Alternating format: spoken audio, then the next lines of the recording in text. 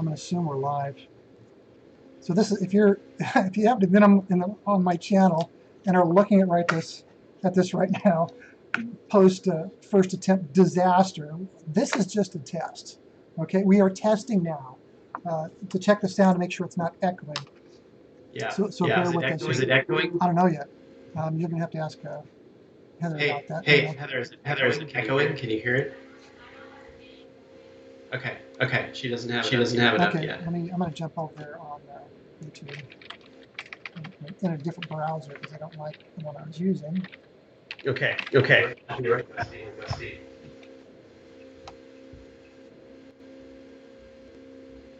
Well, looks like we're live. Again, just to let you know, we're testing right now. This isn't the real feed. This is the post-disaster feed. God, man, you spend so much time preparing, going through all the nuts and bolts. You think you got everything lined up. You got all the graphics lined up. You got all the scenes set up in OBS. You got the lighting to perfection. You spend a week doing all this stuff, and then you go live, and it's like, there's still an echo. There's still an echo. Okay. On me. Huh? There's still an echo on me. It's just you. All right, hang on. Let's. Yeah. What I'm going to do is I'm going to cut off one of. Speak now, if you would, please. Okay. How about now? Okay. You got an echo on me.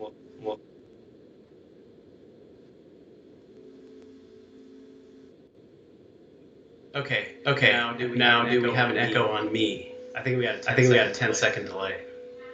Massive echo.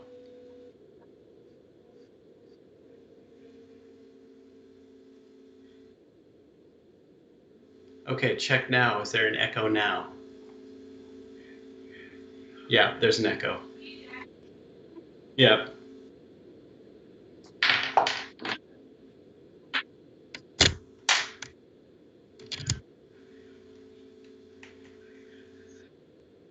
Yeah, it says crazy.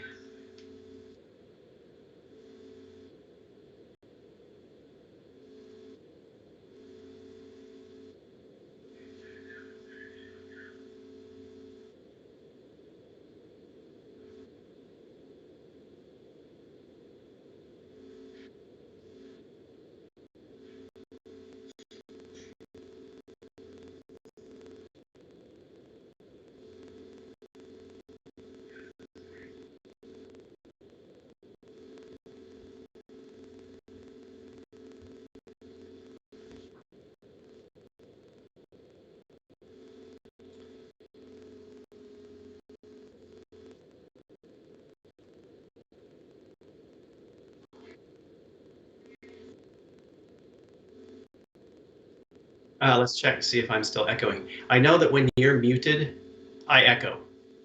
Or no, I don't echo. So when you're muted, I don't echo. When you're unmuted, I do.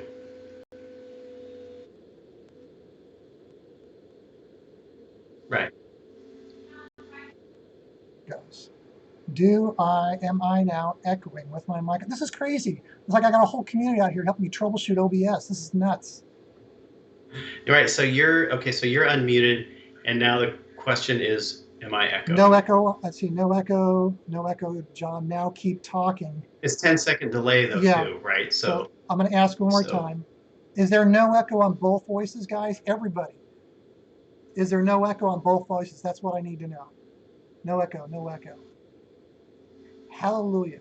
The key is turn off or for me to mute desktop audio. Good to go. God, what a nightmare. All right, everything is perfect. Cheers, everyone. Take a sip of your favorite beverage, your adult beverage. Mine happens to be filtered water. So what do? We go back to the 10-minute countdown and start over? Everybody bail. No. There's a huge stream of text here. I have no idea how many people are online, but let's just cut back to it. Okay. Let's just cut right back to it. If we're good. I'm gonna read your intro again. You're on screen, so don't pick your nose, okay? He runs away. Go get a Kleenex, pal. Okay. Okay. So shortly after the declassification of remote viewing in 1995, John Vivanco was trained in this esoteric method of information retrieval. His skills quickly opened doors to becoming a professional remote viewer and director of operations at Transdimensional Systems in Carlsbad, California, which is one of the few successful civilian remote viewing think tanks to date. While at Transdimensional Systems, John provided remote viewing services as a remote viewer and as the leader running teams of remote viewers for clients in the technology and financial sectors, for the FBI's counter-terror efforts, and for other Alphabet agencies' mysterious projects. John, you'll have to tell us about what those were. TDS shut down in the early 2000s in the wake of death threats and continual harassment by a covert group. Since then, John focused his efforts on his interests, on TV and other media projects. All the while, he continued to run a team of remote viewers and to conduct training under the Right Hemispheric umbrella. John has worked with National Geographic on a number of projects that have already aired. He has also appeared on History Channel's Ancient Aliens, William Shatner's The Unexplained, and has made appearances on other cable networks like the Travel Channel. Today, John's second season of Chronicles of a Psychic Spy is available for viewing at edgeofwonder.tv. The show investigates and presents information on many different subjects that he and his team have remote viewed. John has also published a book, The Time Before Secret Worlds. I recommend you buy this book. You want to learn more about John and his stories. This is an awesome book. It's an awesome read. I mean, he gave this to me in 17. It took me 2 years to pick it up off the shelf and actually read it to discover he's an excellent writer. The man knows about writing books, let me tell you. So this is the book he's published, and it's available on Amazon.com. John, welcome again to the stream. That's not a disaster. Glad to have you here.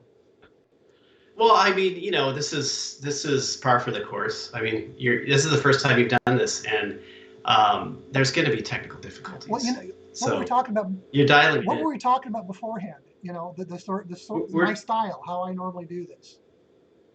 Right. Face to face. Yeah. You know, this technology. It's face to face. Yeah. Well, that's the cool thing about. So, if those of you out there haven't seen Walter's other interviews, so he usually does these face to face interviews, and they're cool. It's like nobody's doing this kind of stuff these days.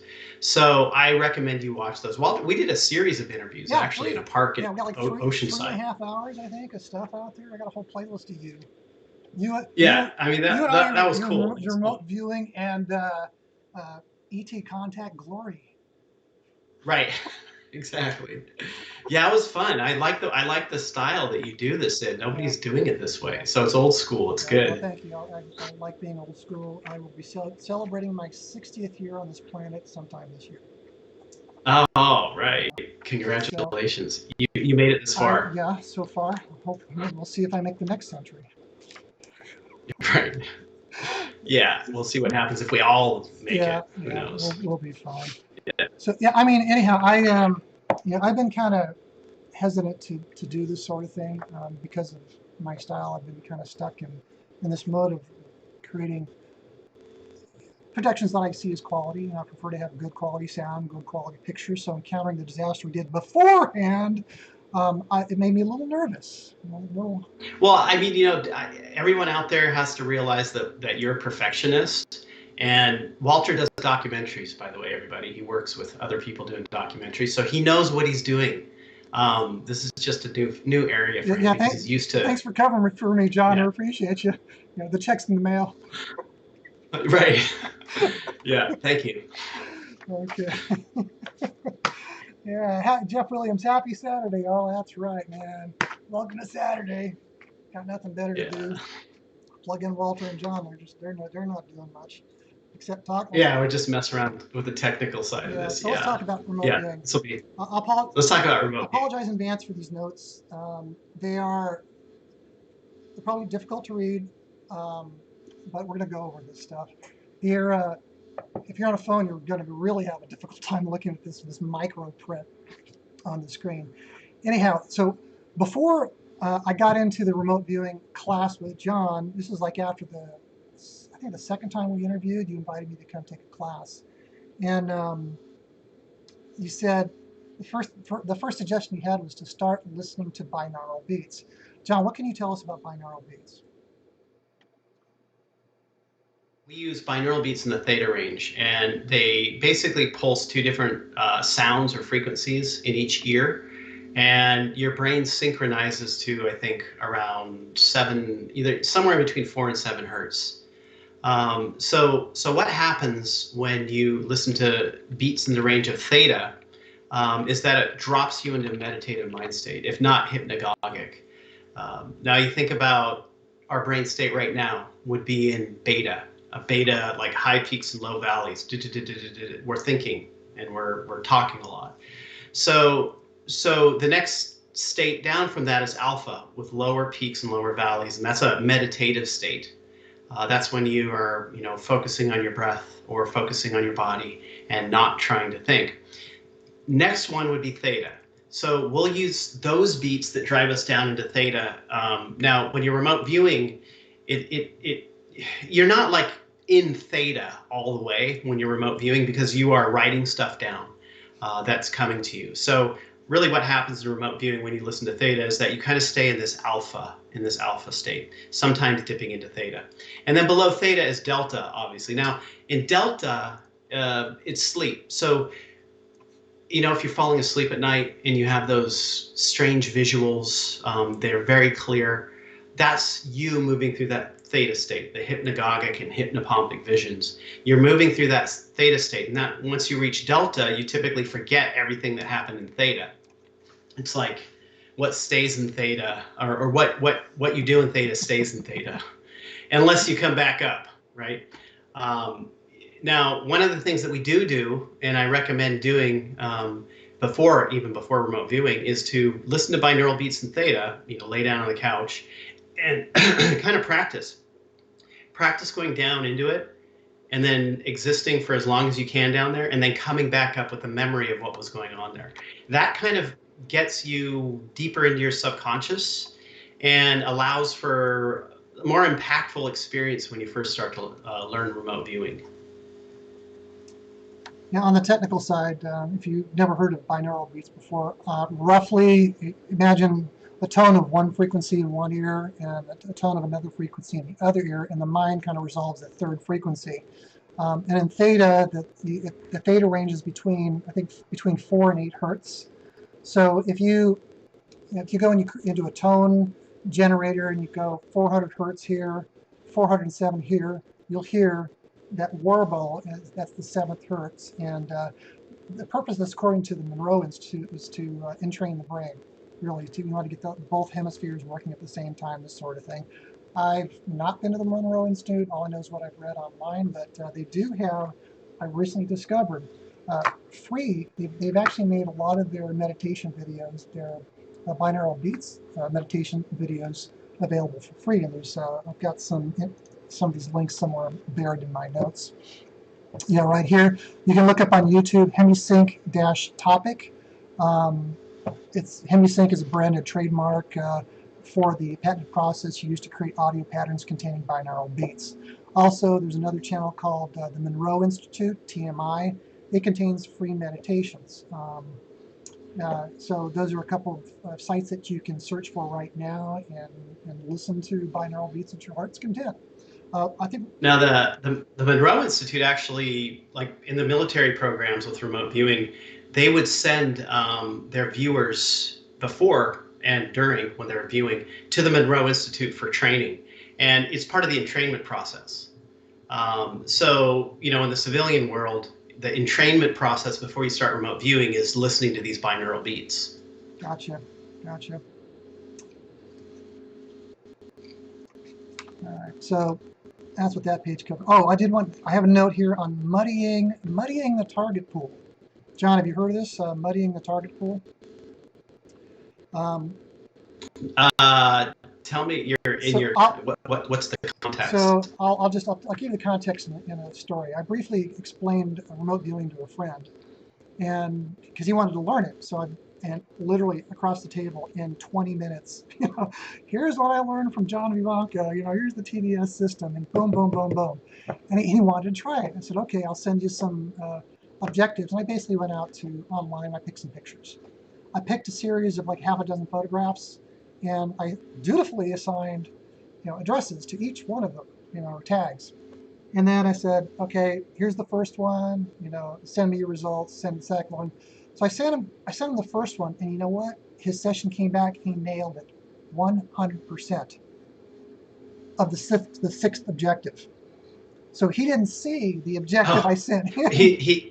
Right. So what we call that sliding, right? So we call that sliding. Right. So that happens with new remote viewers. So okay, so let me just explain remote viewing, how it works for everyone out there. So in remote viewing, now we merely write down what somebody is to remote view. So if I wanted you to remote view the Eiffel Tower, the whole trick here is not telling you what I want you to remote view, right? Because then you can make stuff up. So I will write down, remote view the Eiffel Tower, for instance, and I will just put a random 8-digit number with that. And then I will only give you that random 8-digit number, right? So now what happened with, and from there you'll go through a methodology in order to get information. Now what happened with Walter and his friend was that it happens with new remote viewers. So Walter made a bunch of targets for this person. He wrote out a bunch of things and put 8-digit numbers with each thing, and then gave him one of the numbers. So the first one he remote viewed, he actually slid and remote viewed what, the sixth one? Yeah, there's the last one. That happens. Yeah. This is absolutely totally normal with new remote viewers. We call it sliding. So what you do in order to stop that is the remote viewer will tell themselves, the remote viewer has to hone their intent on what they're going to remote view, and this is a process.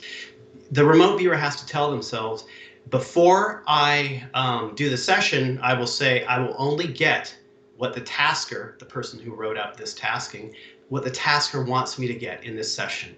And they have to keep saying that to themselves before every session. And eventually what happens is their intent gets honed, and they will only view that particular tag instead of sliding to another one.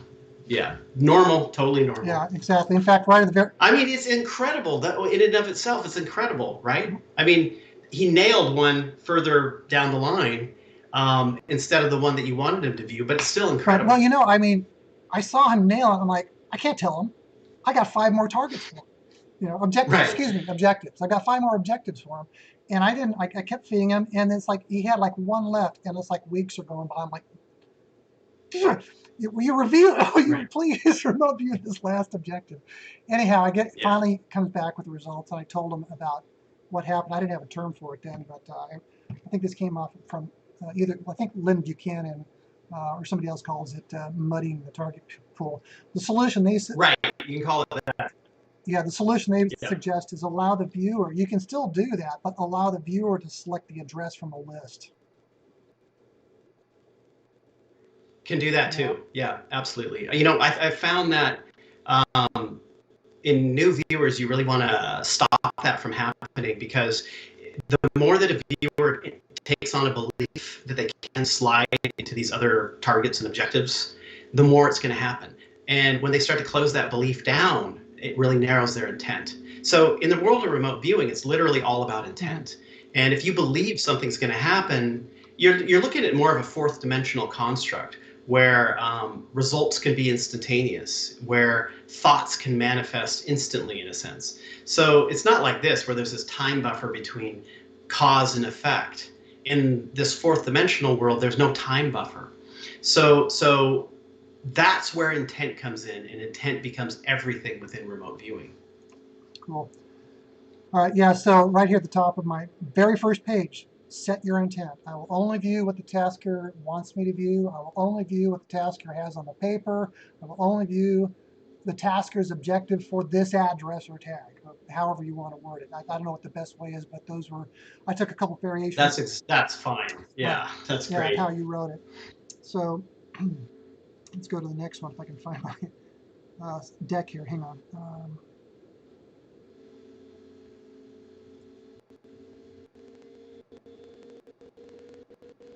Here it is right here. All right, go to the next one. Next slide. We talked about brain waves. Theta was in the 4 to 8 hertz, and there's some other brain waves, and you can research that online. This is just from my research.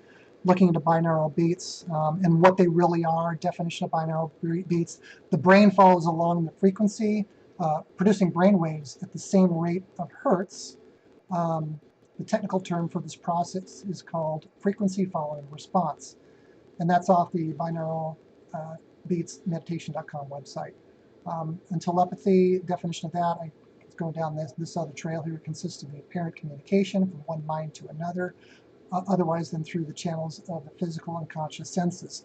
The reason I took a note on this is because when I first started taking, when you first took your class, I came in with this mindset that we're going to remote view an object. For me, everything was very physical. So all my sessions tended towards physical things, people, structures, locations, and the like, Right. not so much about energy or the consciousness, and which I had aha moments later on. Exactly. So think about the military. So remote viewing comes out of the military, obviously, and I don't know if we should go into this story if the viewers know about the whole remote viewing story or not. That's up to you to go into. But they were remote viewing predominantly structures. I mean, it was coordinates that they were given at first. Instead of that random 8-digit number that the tasker would put with something they wrote down, they were given a set of coordinates that related to somewhere on Earth or maybe another planet in order to define what was there, describe what was there. And so they were dealing predominantly with structures and potential events as opposed to esoteric type things. Now, when you get into the whole civilian side, we go down way different paths, way different channels. And so a well-rounded remote viewer is going to be able to not only describe structures, but esoteric and strange events. Right on.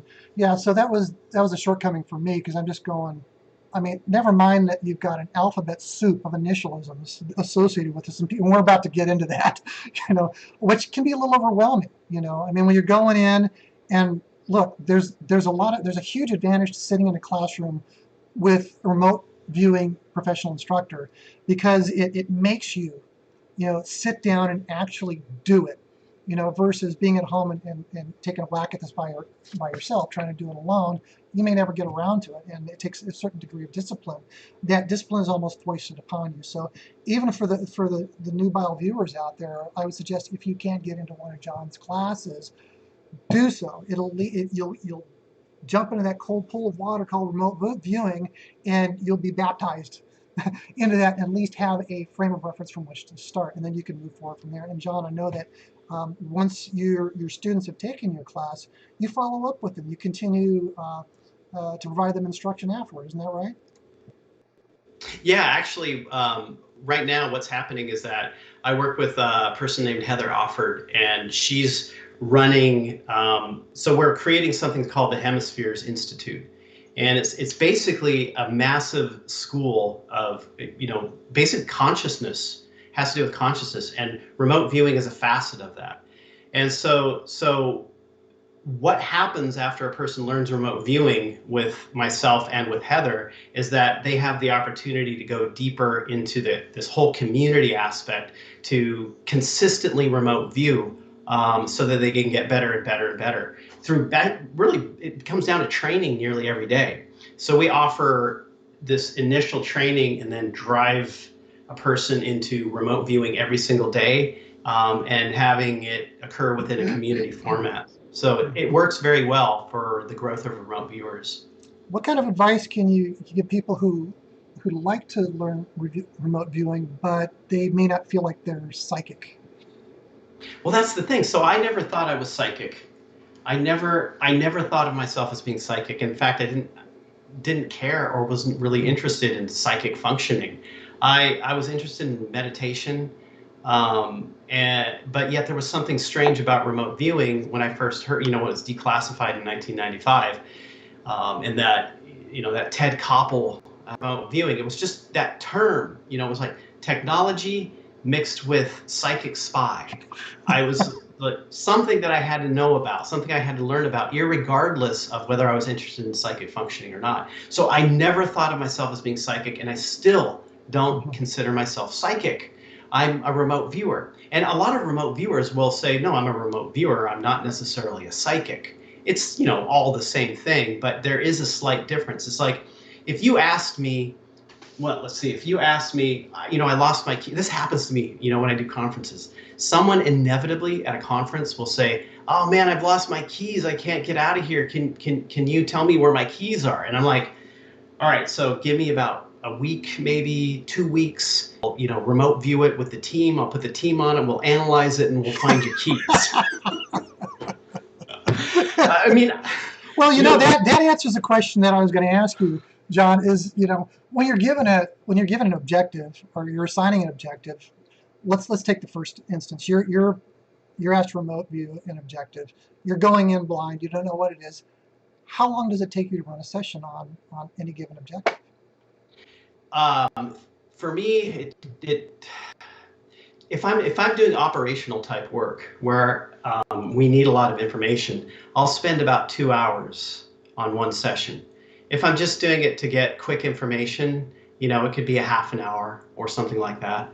I will do sort of a, now, okay, so in remote viewing, there are 2 aspects to it. We have the protocol and then we have the methodology. I will do a truncated methodology, maybe what we call scans, a couple of scans, as opposed to the whole thing all the way through what we call the matrix. And ladies and gentlemen, we'll be getting into the methodology here shortly, but we're taking a different approach. We're going around our elbow to get to our kneecaps, so bear with us. We will get to the boring stuff as soon as enough. Okay, quick enough. Right. Go ahead, John. Sorry to interrupt. Yeah, so you know, 2 hours I'd say if I'm doing operational work, and that's going very deep into all the different aspects that show up once I'm sensing and feeling during a remote viewing session. Because, you know, when you're doing a session, you have to become a detective. It's hard though at the same time because you are, you know, you're listening to binaural beats, maybe not, but typically you're in an altered mind state. And so you kind of have to ask yourself questions about what's there, what's important. You know, maybe perhaps things like move 100 feet above whatever it is you're looking at and describe. Move, you know, 500 feet above. So you have to think in terms of how can I best like describe this thing in multiple different ways, because I don't know what the tasking is. I don't know specifically what I'm remote viewing. My intuition is guiding me. And oftentimes it can be really hard to put your mind into this detective mindset while you're in an altered state, you know? Cool. All right, so with that, let's, I know that do you have a hard stop here at 6 o'clock, or you got to run at that time? I'd go for about half an hour after that. Okay, great. So I just want to make sure we're able to cover these notes here. All right. One thing you talk about in class is that how to stimulate visions. You mentioned audio. We mentioned that already. Binaural beats. We kind of beat that dead horse. This one, yeah, I can't remember. Yeah, I know. Right. How many takes did we do on that? Including the one that we screwed up before this one? Yeah. Physical pressure. I remember you mentioned this, and I took a note on it, but I can't visualize what this is. You mentioned with your thumbs, apply firm pressure on sinus holes between the brows. Can you demonstrate that for us? Yeah, so basically, so previous to that, I will have kind of hyperventilated a little bit. Is that the breath of fire? Is that what you call that? The breath of fire, or, you know, Wim Hof breathing. I think a lot of people are into Wim Hof. I love Wim Hof breathing, where you in and out. So you do that about a minute. And then on the out breath, you hold your breath, close your eyes, and push on these, just push with the ends of your thumb here, or your nubs, on these indentations that go into your sinus cavity. Can you use your index finger to point out, because we can't see it through the palms of your hands? If you could point yeah, so right here, these two little indentations. So putting pressure right there. Now whether it actually does something physically or not does not matter. I don't believe it does. I think it's more of a tool to force you to pop an image. So you use this sort of NLP method in order to pull an image out. And the breathing forces you into an altered state. So oftentimes when you're remote viewing, when you do this, your images, what you see, can look solarized. Now, when you see a solarized image when you're remote viewing, it typically means you're seeing clearly. Because most of the imagery that shows up, believe it or not, for remote viewers is actually an interpretation of what's there as opposed to a true image. When you say, But when you see that solarization, can you describe what a solarized image is? It's like reversed. So everything that's black is white, and everything that's white is black. Thank you. Yeah. So that can spur these really great images as well as push you into what we call bilocation. And bilocation is that moment that it happens to most remote viewers, but not super consistently, is that moment when you sort of pop into this whole scene. You know, you're sitting here at your desk, you're writing stuff down, then all of a sudden you sort of get this really intense visual that pulls you into it, and it's like you step through a door into another world, the world that you're remote viewing, and you have this sort of limited movement until you like pull back and come back to your desk and draw the stuff out and write it down. Interesting, very interesting. So there were some other things that we had in here. Fresh mugwort. Mugwort tea, yeah. Mugwort tea is interesting. Mugwort is an herb, and you know I think it's one of those witches' legends teas, right? The tea actually pushes you into a theta state. You have to be careful. I mean, it's horrible. It tastes awful. It's extremely bitter. But fresh mugwort, I used to grow mugwort in my yard that I could use for remote viewing. So I would just pull a couple leaves and steep it in hot water, add like a ton of honey to it because it tastes awful. Drink that, and literally like that will drop you into theta state like you wouldn't believe. So mugwort is a really, really interesting adjunct to remote viewing. Interesting. A little herbal gardening in order here. Yeah, for you permaculture people out there, something looking to plant a little mugwort, take a little trip. No, I don't like like buying dried mugwort. No, it's not nearly as effective as you're using fresh. I remember you mentioned that, using the fresh stuff. I do have a note here. It's bitter. Add honey. Vitamins B and C. You also never mentioned. had it? No, I haven't. I haven't tried it Seriously, yet. if you want to tap out and drool during a session, drink like 2 cups of mugwort. All right. Hey, we got a new subscriber. Thank you, Selena. Welcome to the channel. All right. Yeah, so vitamins B and C. You mentioned sublingual A, chocolate. Yeah. And you provided M&Ms during, I think they're peanut M&Ms during our class. Yeah, you know, I kind of get crap for that because, you know, chocoholic. I don't know what's going on with that. But well, M&Ms, you know, they're not the best for you, but it's really that combination of the nut, the B vitamins in the nut, and the sugar in the chocolate. So that can add a boost if you eat a couple of those before and during remote viewing sessions. So that's why I bring those, you know. Yeah. And I just want to say here, Selena, I just noticed that you tipped. Thank you very much. I really appreciate that. You're the first one ever to do that, so thank you. Moving on. This is the first live stream. I know. I've never done a live stream. Okay, let's go on to. So we've talked about breath work. That was the next thing on how to stimulate visions. Breath of fire, 30 seconds, rapid inhale and exhale through your nose. Stop and repeat this for 30 minutes. No. That's why I had to ask. I'm like, you're going to be super hyperventilating. No, you'll pass out. You will pass out. 30 seconds to a minute. So 30 seconds to a minute of that breath of fire or Wim Hof breathing, and then push. Just close your eyes and push right there, and try and grab a visual. All right, future students. And then go back to your remote session. Future RV students, that's why it's important to take notes and ask your instructor. You don't need to wait 3 years to ask, okay? Wow. Right. For 30 minutes, not going to do it. Sure. You mentioned the deep breathing. We'll move on to the next thing. So there's breath work. We'll just classify that as breath work, right? Moving on. Come on. That's not moving on here. Let me go here. Oh, let's choose the right slideshow, shall we? Okay, Idiograms. So this is the first thing you taught before we even dove into the actual paper sessions, Right. because this is integral to the sessions.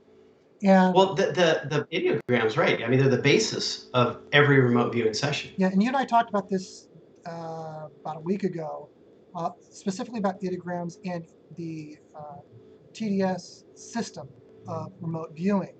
The type of ideograms that you guys do or that you promote are not complex. So can you tell us the difference between an ideogram under your methodology and other methodologies being complex, and give us the advantages? Yeah. So within remote viewing, every single system uses ideograms as their basis to begin a remote viewing session. So a remote viewer will receive that 8-digit number, Mm-hmm. They'll write down the number, and they'll quickly just do a little scribble, just a very quick scribble. Now we train ourselves to put out one of 6 different shapes. And usually when we write that number down and do one, we'll do that 3 different times during the session. We will usually get 3 different ideograms. Now, if you get more than one shape in that ideogram, let's say you get like a loop and an edge, you've got a subject and a structure. That's what we call a complex ideogram. And we want to train ourselves to just do one every time we write that tag down, as opposed to more than one. Because that makes for more stuff to unpack early on in the session. And because we want to move fast, we want to just train ourselves to spit out one single ideogram and go forward quickly. Now, we train ourselves in these specific squiggles that have a specific shape that represent six different things. You've got water, you've got subject, structure, mountain or landform, which is natural, you've got surface, and you've got energy. So those 6 things cover everything that you're going to encounter in this world. And each one of those 6 things is represented by a specific shape. And we train it. Now, we don't think about this when we write that 8-digit number down. We just allow our body to do it. So body training with remote viewing is actually something that we do as well, because it's really the body that knows what's there and knows what's going on. And so we will spit out one of these shapes. Our body will just do it.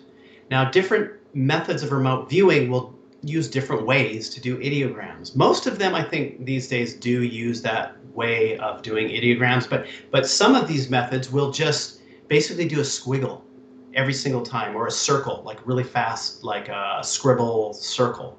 And it's up to the remote viewer on that side, if they're just doing that scribble circle, to probe it. We use our pen a lot, and we probe these things to determine which one of those 6 that is, whether it's a structure, a subject, a natural landform, etc. So the ideograms are literally the very first things that you do in remote viewing. In fact, you can do this. I mean, at home, you can try this. You can go to, if you search online for remote viewing targets, you'll come upon somebody's target pool. Just grab one of those numbers there, an 8-digit number, write it down, and just do a quick scribble. That's all you've got to do. Then you start probing that with your pen. What are the first sensations that come to you? It's always the first sensations. Always. You have to move quickly and write down these first sensations over and over again. Probe it, write them down, and then get your feedback. This is a very quick way to actually learn how to remote view, because it's the basis of the remote viewing session. Right, so I've got in my notes the display of examples of what these 6 basic ones, what they look like, from subject, physical subject, the non-physical subject, your structures, typically flat right angles, mountains and valleys, natural landforms are typically parabolas and angular mountain-shaped symbols. Water or liquid looks like water. Your energy can be a vast set of scribbles, and I've just got a couple in here to represent energy. But as John was saying, you'll use the pen to probe, and for me, I was thinking about too many other things. I couldn't calm the monkey mind to really get anything. during probing. But you'll see in some of the examples here we get into later on, where you'll actually see the probe marks of some of John's remote viewers in these sessions, the example sessions you're going to see. One of the other things, John, you mentioned was an idiogram exercise, where you listen to binaural beats and just fill a page with just subject ideograms as you think subject, and so forth. So with each of these basic ones. One of the other things that you and I talked about last week was an observation made by Buchanan about how, as you go forward and you start doing more and more remote viewing and you're practicing this, that you'll develop your own ideograms. You'll come up with other things. And this is just 6, right? Just 6 basic. Now, you don't want to come up with too many different ideograms, because this stuff, they reside in your subconscious, and you've got to continually train. Even long-term remote viewers will do ideogram training, where, like what you were talking about earlier, they'll fill up a page with ideograms and repeat what that ideogram is to themselves over and over again. So the more ideograms you have, the more complicated mass that you have to deal with in order to spit out during a remote viewing session. So but you still will. I mean, you'll come up with your own little nuances within the ideograms that are very specific to you, that are tells for specific things during remote viewing sessions. Now, the interesting thing here is that, like, the ideogram is not something you think about. It's literally, you write the tag and it comes out of the end of the tag practically. You do not stop to think about what it could possibly be. You only allow your body to do it, right? The body knows. All remote viewing, it actually begins in the body. It doesn't begin in the thinking mind or in the third eye. It begins in the body. And so this is why we do the ideogram training, to allow our body to express it, to continually have that practice of feeling it and expressing it. Yeah, and you'll see examples of this real soon. The next page of our notes covers Transdimensional remote viewing supply list. You're going through the supply list. Oh yeah, absolutely. You got to have a list, right? Paper. Look, you're going to consume a lot of sheets of paper. And it has to be. They have to be blank. This is not a place to be frugal. Get yourself some blank sheets of paper to do this with. Set aside a ream. John literally had reams of paper in the classroom. We consumed a lot of paper. You can also use the writing pads, the tablets. I mean, those are excellent. Mm-hmm. What'd you call them? Those, but they're like $600, $500 to $600. Just writing pads, drawing pads. They're like an iPad, right? Or I think iPad is a program. Okay. I was thinking like a notepad. I'm old school, John.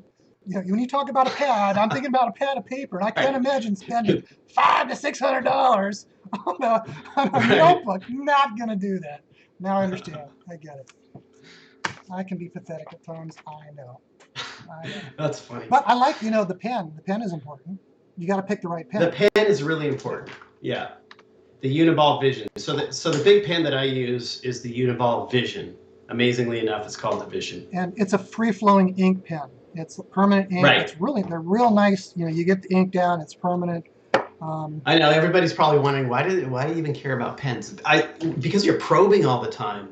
You want that ink to come out smooth. You don't want any like grit. You don't want to feel like a roller ball gritting up and stuff. You want to feel the smoothness of it, and then you probe. It's almost like you want it to have a little bit of give as you probe the paper, because it's as though when you probe, you're feeling deep into what's there. You're actually touching the surface of something. So we use this as a tool. And the next item on the list is binaural beats. We've done that. Playback device for your binaural beats. Earbuds, headset for your binaural beats, and water. Yeah, you don't want to stick a speaker in front of you and play it while you're in class. It works. You'll still hear it, speakers, but I don't know how your neighbor's going to feel about it. Right. Water. Drink plenty of water. Why is this important, John? Why do we need to drink plenty of water? Well, you're working your brain like you've never worked it before. You're going to get dehydrated. You're connecting the hemispheres of your brain together. You're creating new synapses. So water is really important. You can get headaches when you first start remote viewing. Very, very important, as well as vitamins. Yeah, B vitamins, zinc, etc. B, zinc, we mentioned C. Were there any others? There's a sublingual A. It's hard to find, but I like that sublingual A. I'll usually do that before a session if I have that around. Then you have, you can even try choline. Choline works well. But primarily it's the B vitamins that really support the brain function for remote viewing. And then last on the Magnesium. list, huh? Magnesium. Magnesium too. Yeah. Chocolate, of course, we've already touched that. Now we're going to get into the methodology, and we're going to go over the advanced perceptual, the AP. We're going to cover the transit line, scans and surveys, which John has started touching on a little bit, as well as the transit line. Collectors, defined and open, general sketch, the matrix, consciousness maps, and physical profile remote healing. Cool stuff. First up, John, if you take a look at the file since you were looking at the AP sheet. AP at the top, date, tag, address. Nothing fancy. Yeah. For me, the AP... the AP is advanced perceptuals. You're cooling down before a session. So you're not doing a remote viewing session yet. You're just listening to binaural beats. You're meditative. You're going meditative. So you're preparing for your session. Now, if you get any visuals during this time, you just quickly sketch them out and write AP at the top for advanced perceptuals. That's excellent. Another bit of information I'd forgotten. I think it's key, that this is during the cool down. And cool down is part of the process of remote viewing. It's the first thing that you do. You plug in your headset, you listen to your binaural beats, you clear your head. The AP sheet is there to jot down whatever's coming in. And you still have a tag and an address for this. And we'll get to that in a second on the next page, which is going to be page 2, the header and the transit line. A lot of bits of information here. You've got a header, a transit line, and then a lot of other bits in here. I'm trying to read my chicken scratch here. It's just really hard to see, John. I know you've got this memorized. If you can cover the bits here, starting with VB, VI, VPI, and emotional state and so forth. Right. So we have different viewer types. Before we remote view a session, we will understand whether we're viewer blind, VB, viewer informed, VI, or viewer partially informed. So VB is usually how everybody remote views, meaning we don't know what we're remote viewing before we remote view it, right? That is the typical state of the viewer's information. Don't know what it is. So viewer informed, obviously, right, you know exactly what you're remote viewing. And viewer partially informed, that is, maybe I said to the viewers that you needed to focus on the structure that's there, or maybe a missing persons case. So that would be partially informed. But like I said, viewer blind is typically how it is. And then we have, I think, ES, emotional state. I think that's next across the top, going from memory to emotional state. Now, what Walter's showing you here is the header for the remote viewing session. The header is basic information, like how you approach the session. What was, what's the data type? What's your emotional state, the ES, and what's your physical state? And that's basically where we just declare how we're feeling, both emotionally and physically. And the reason for that, number one, is you usually have an analyst if you're working in projects with teams, and your remote viewing data goes to an analyst, where the analyst takes other remote viewers' data in order to build a picture of what's there. That's why remote viewing can be so accurate. It's not within one remote viewer. You never use one remote viewer session. You use multiple remote viewers so you can cross-correlate the data between the sessions. And that's why remote viewing is incredibly powerful. So the emotional state lets that analyst know like where you are emotionally and mentally. If your session is totally off, you could be just in a poor state of mind, and you should have declared that. Now, the other side of this is also to let go of it. You write down what it is that's going on with you, and then we do a lot of dropping of pens. Like after we write our emotional state, we'll drop our pen as this, little method to let go of it. And then same with physical state. Physical state could be, you're sore because you worked out, or you're hungry, or you're full, etc. And then, go ahead, Walter. No, go ahead. Then we have the name.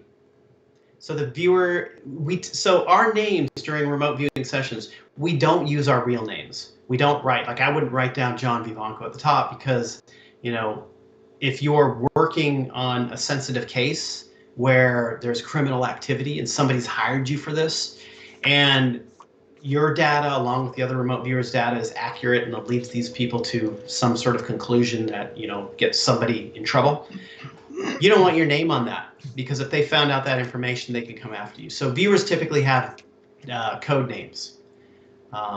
So that's normal in the remote viewing field.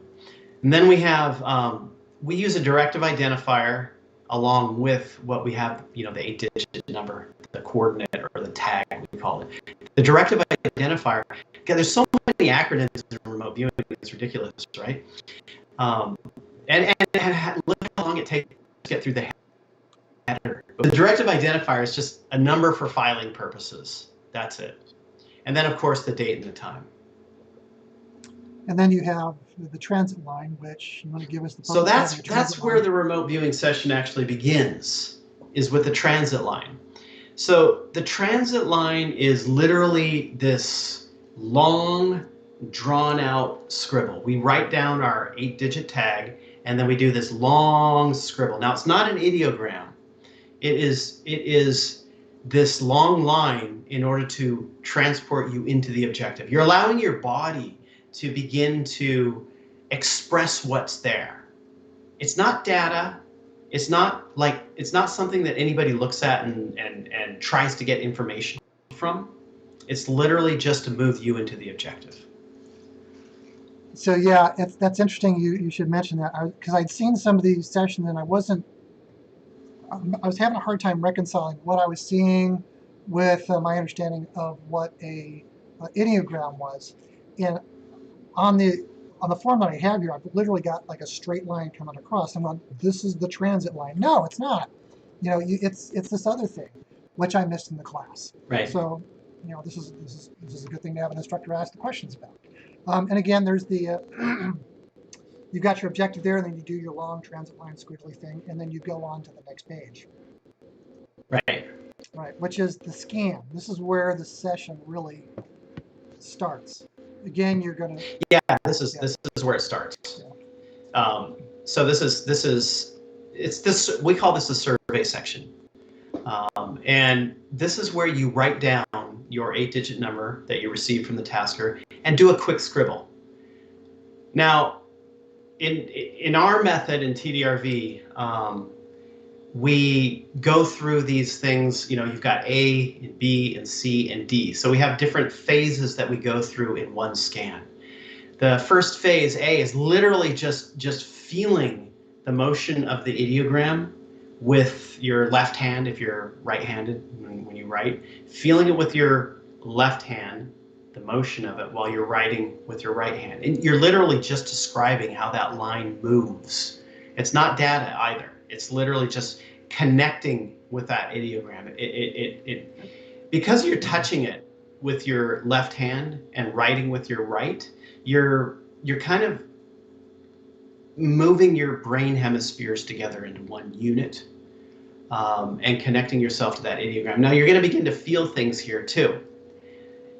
And this is also where we begin to probe the ideogram and kind of go after the basic low-level senses on whether it's hard or soft, you know, the texture, the topography of things. Now, think about this in remote viewing. Okay, we always stay low level.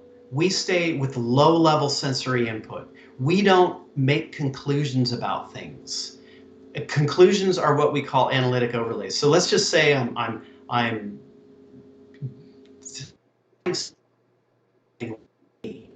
and I automatically start to think, well, you know, this is probably a fire engine because it's red and shiny. So fire engine is conceptual information based off of low-level information. And I'm coming to a conclusion of what it is based off of a low-level information. Now, off to the side of the page, I have to get rid of this term fire truck. I have to get that out of my head. So I will usually write, you know, over around where B is, underneath B over there, AOL, analytic overlay, fire truck. and then I will drop my pen, right? Now, if I stick with the idea that I think this is a fire truck, I'm not actually sensing anymore. I'm not actually describing and feeling what's there, right? And we want to keep ourselves in that zone of feeling what's there instead of creating an idea about what's there. Because, what if I get my feedback and it was actually a red apple? My low-level data was correct, but fire truck was incorrect. So we never move our mind into these higher level concepts of things. You have to think about it like this. Let's just say you're blind, and the only thing you can do is feel things to understand what they are. If you walk around your house with your eyes closed and you didn't know what anything was, how would you describe this stuff by touching it? What sort of words would you use to describe these things around your house just by touching it? Well, it's hard, soft, there's an edge to it, there's an angle, it's smooth or it's bumpy, it's rough, it's got sharp edges. This is how we describe in remote viewing. Obviously, those things are going to take us to this higher level concept or conclusion about it, and we always want to dump those. We always want to write them down off to the side, but we want to get rid of them. We don't want to turn our session into those things, because that's where remote viewers go wrong. One thing I'd like to share a bit of my perspective on the scan. Sitting in your class, I mean, we're going through this stuff, and I'm really locked into I'm in the nuts and bolts. The address goes here, S1 goes, what page are we on? A, B, C, D. It seems to be kind of a little loose and fancy free on the organization. I'm taking this total nerd look at how, no, it should be this way. So I'm letting that stop me. So on the physical description, it was interesting. We were talking about with one hand and writing with the other and trying to feel into it. I took literally describing what taking a left turn, taking an angle up here and describing it that way. And I felt that was kind of slowing me down a bit. I felt like it was bringing me more into the monkey mind rather than feeling into it, which I neglected to do. But instead I was focused on giving a physical description. Again, like I mentioned earlier, I was very physical about my concept of remote viewing. So everything, my descriptions, everything tend to be very physical, including the description, the physical description of the idiogram. So here's the thing, though. You don't necessarily have to do that A section, because a lot of remote viewers, they will, right when they do the ideograms, they will immediately start getting information, and they'll want to go to C, the low-level descriptors, because that's starting to flood into them. Don't stop yourself. Like if A is getting in the way, I say go to C, because you don't want to stop that flow, especially that first burst of information that comes out. Yeah, so C is the low-level descriptors, and there's B is the declaration, right? You have to declare what your idiogram and that's is. Which one of those 6 is that idiogram? That's what you write down there. Whether it's a structure, you write structure, subject, you write subject, etc. So you have to do that. And that's really important. The D section is the Gestalt. You want to tell us, you want to describe Gestalts to it and what that's all about? That is just this sort of like overall feeling of what's there. It's just a drawing. It's just a line drawing. And we'll often use ideogrammatic language, really simple sketch, basically, in order to describe what's there. It's like your low-level descriptions in sketch form. And because we move so fast in remote viewing, we don't spend a lot of time on this. You don't want to try to be an artist here. You want to just move quickly through it and basically get a gestalt of it, the overall shape of it, the overall lay of it. How's it laying? If there's a subject, what's the subject doing? What sort of, you do stick figures. Are they running? Are they static? Are they sitting down? Are they talking? You'll get those senses and feelings right away when you're probing your ideograms. Now, remote viewing is not remote viewing, okay? It's not like you are closing your eyes and watching this movie play out, right? That's the whole viewing part. People have this erroneous concept about what remote viewing is. Now, the term remote viewing is fine for the description of the output on a high level of what this person is doing. But for the process, it doesn't make any sense.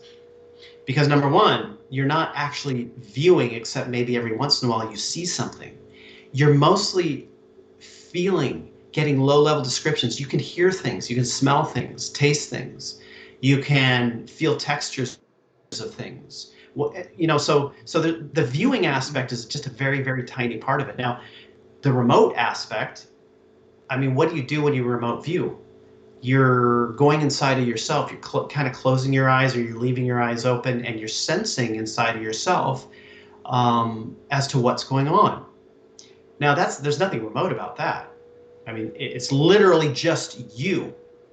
And the thing is that if something doesn't exist, you cannot remote view it because you can't feel it inside of you, right? It is basically showing that you're one with everything. Otherwise, you couldn't feel it. You couldn't sense it. Right. So my exposure to that sort of thing, I use this analogy on remote viewing. It's something that you know. If I were to ask you right now, everybody who's watching this now, close your eyes.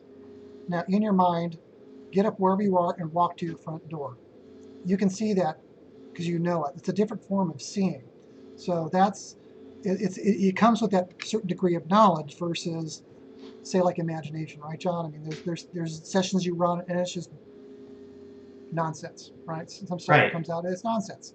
And with the thing that I had to get over myself, on this, because I had nonsense coming out, and I went, oh, now it's on paper and everybody can see it, and I'm embarrassed, and it's nonsense.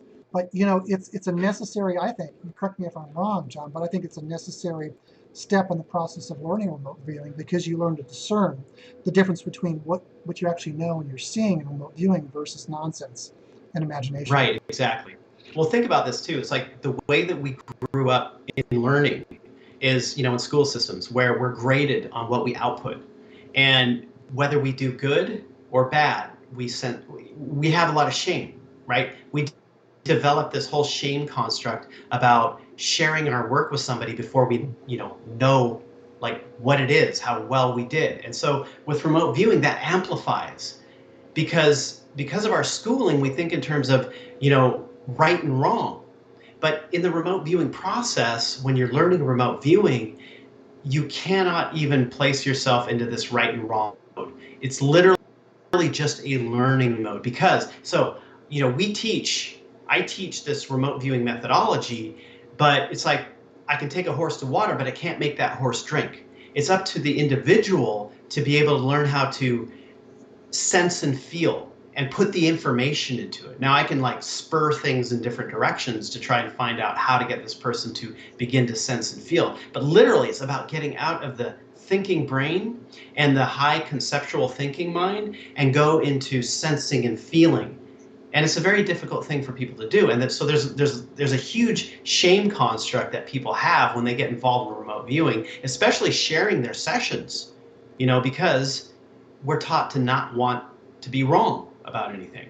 But guaranteed you are going to be wrong quite a bit during the learning process of remote viewing. And even, after you've been doing it years, even long-time remote viewers will have off sessions. Absolutely will have off sessions. So it's just part of the game.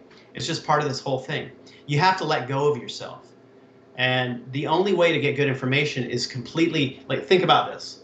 During a remote viewing session, a lot to let go of your ideas about what you're getting on the low level and go back to this low level sensing. You have to constantly let go of your ideas. It's the same as in your life in order to come to an enlightened mind state. Let go of who you think you are. You have to let go of who you think you are ultimately. I mean, what do we do when we die? Let go. Our whole life is to learn how to let go. Remote viewing actually can take you to this place where you begin to let go. You learn how to let go of things. So remote viewing to me it leads you into a deeper spiritual process as opposed to just information gathering. And I think actually that's the most exciting part about it. Whereas for some people it's the information gathering. I think it's incredible and amazing, but it's actually the process of it that I really enjoy and love showing people how to do it, because it begins the process of them learning how to let go of themselves.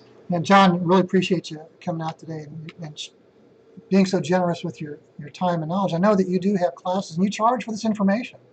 Here it is. It's being, Oh yeah, I teach full yeah, classes. we're Yeah. casting it out there to the four winds. But you know what? I mean, as much as you do, consider this as an introduction, really. If you really want to learn remote viewing, and John's not paying you to do this or say this, take his class. If you're skeptical, take his class. You know, test it, try it. You know, Actually, that's the best way that I've seen. I mean, I've done demonstrations on TV and stuff, but what happens is that no matter how good or bad you are, if you're good and you do a good session, you do this, in public, people just think you're special. Well, that person must be special because they can do this.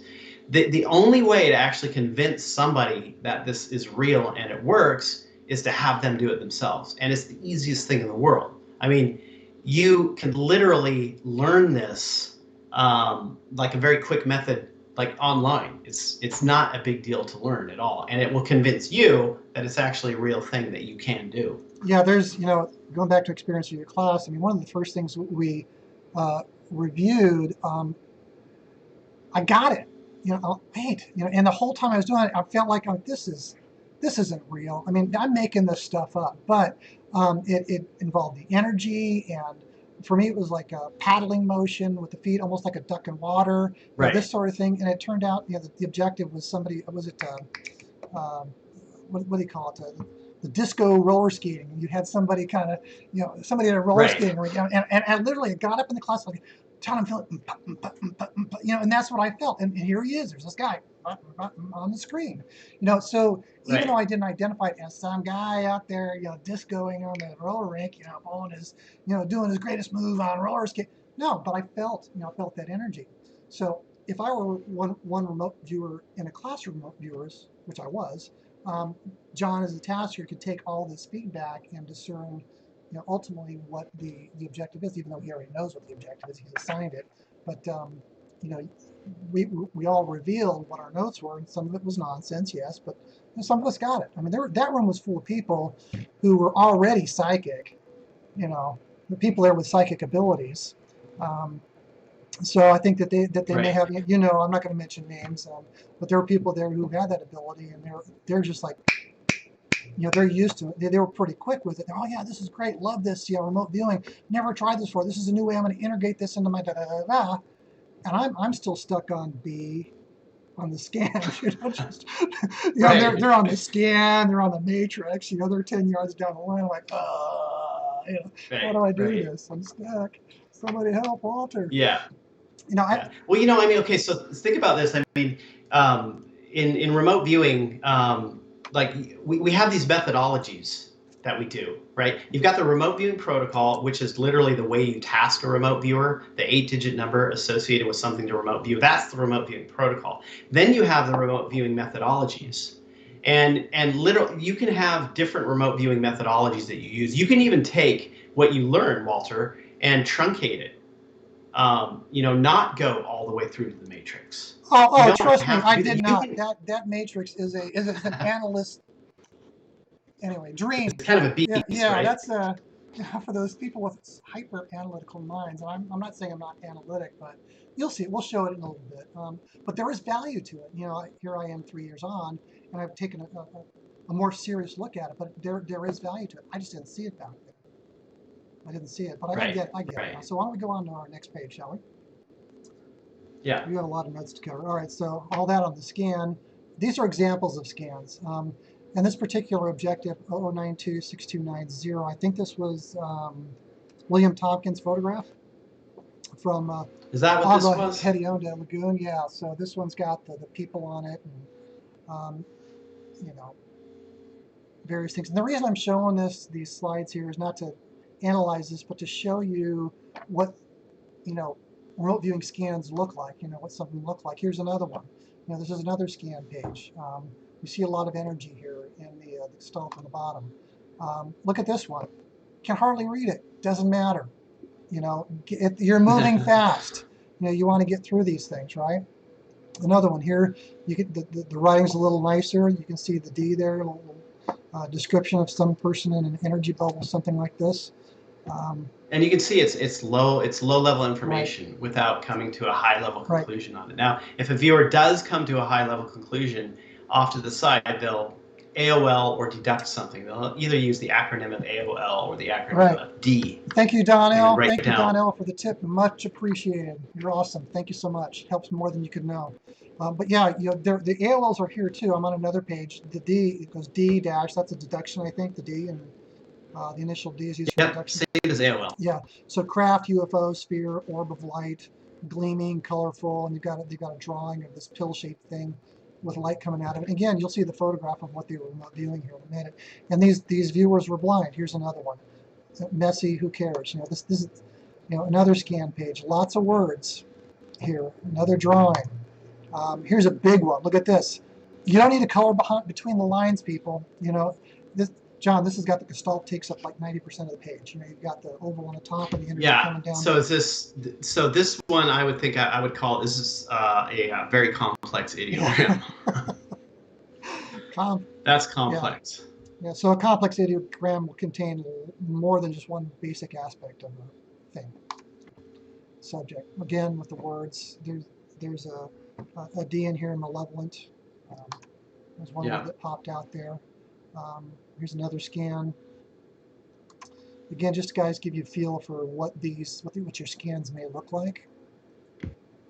Here's one which had the Gestalt looked kind of like a duck beak, almost like a long, thin subject. I don't know if they used alligator being in this somewhere. I think alligator. Using large eyes. Scaly. Snout. Yeah. Yeah, I remember this session. That was actually my data right there. This is your writing. That's my data. Okay. Yeah, that was that was a reptile. Other initials in here. You know, like I said, it's an alphabet soup, and these letters are used for expediency. You know, W for word equals map. So map, a word of map came through. V equals, here's a vision of a subject with a snout. Razor wit. Here you heard a beeping sound, and so forth. So it's more than just the physical thing. There's sounds. There's sensations. PR. So this is, what's PR mean again? Physical reaction. Odd non-humans, what you had down there for the subject. Yeah. And just a big drawing. I think what I did is I zoomed in on the Gestalt on this one, and it's just like waves of energy coming out from the center. Okay, so those are all examples of scans. The next one will cover collectors. You know, and this is where the complex Gestalt, complex idiogram interfaces with the more simple ones, right, John? Oh yeah, it does. The collector, you know, so usually what we do are 3 scans, 3 separate pages. It's the initial opener into the session, but it's where we do the idiogram, and that's the only place we do the ideograms. And from there, we start to kind of build those ideograms out, the data that we've already gotten. So that we can get deeper into it, get more information on these things, and begin to build a bigger picture here. So after that, it's the collector, and we do different types. The collector really means you're collecting more information from the scans. Now, a defined collector, which is what we have on this page here, you're basically like going into each scan individually as one kind of unit, or one thing. You're not like putting the scans together, and you're getting more detailed information on what's going on in those scans. Now, there's another type of collector too, which we call an open collector, and that is, we'll do that if there is, let's say you've got a subject every scan and you know it's the same thing. Usually we don't. Usually, like, you know, you think about an objective or a target, so I'll intermix target and objective. I'll use both terms for what a remote viewer is to remote view. So if you've got a subject in every scan, that is the same subject, then you would do an open collector.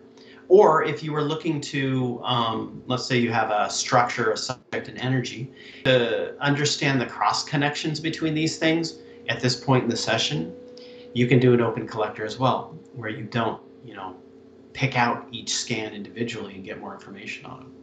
It's really up to the viewer at that time what they want to do. So what kinds of things go into the collector, John? Are these strictly drawings? Are they? No, it's low. It's, you know, sometimes you'll get imagery that you can sketch out, or you can write down V equals for a visual. But typically, it's going to be low-level information. Maybe you're going to start, you know, get more data streams, like expanded pieces of information. as opposed to just like singular words. But you will it'll typically be like C in the scans. It's going to be low-level sensory information that's still coming forward. So I've got a frame here up on the next slide shows #1 subjects, #2 energy, and then you've got a whole list of descriptive words. You know, for subjects, long, lanky, slim, and so forth. You've got an OS in there. Reminds me of a mammal, D, dolphin, this sort of thing. Going on. Here's another example. You can see this one's a lot more involved.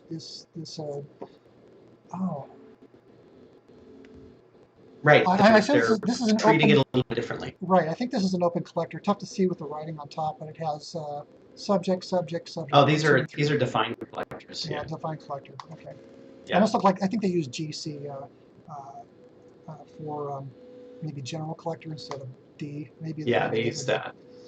So here's I think this is a general sketch. I think we kind of jumped ahead. Let me stop this. No, so after the collector is the general sketch. Yeah. Just trying to see where we're at here.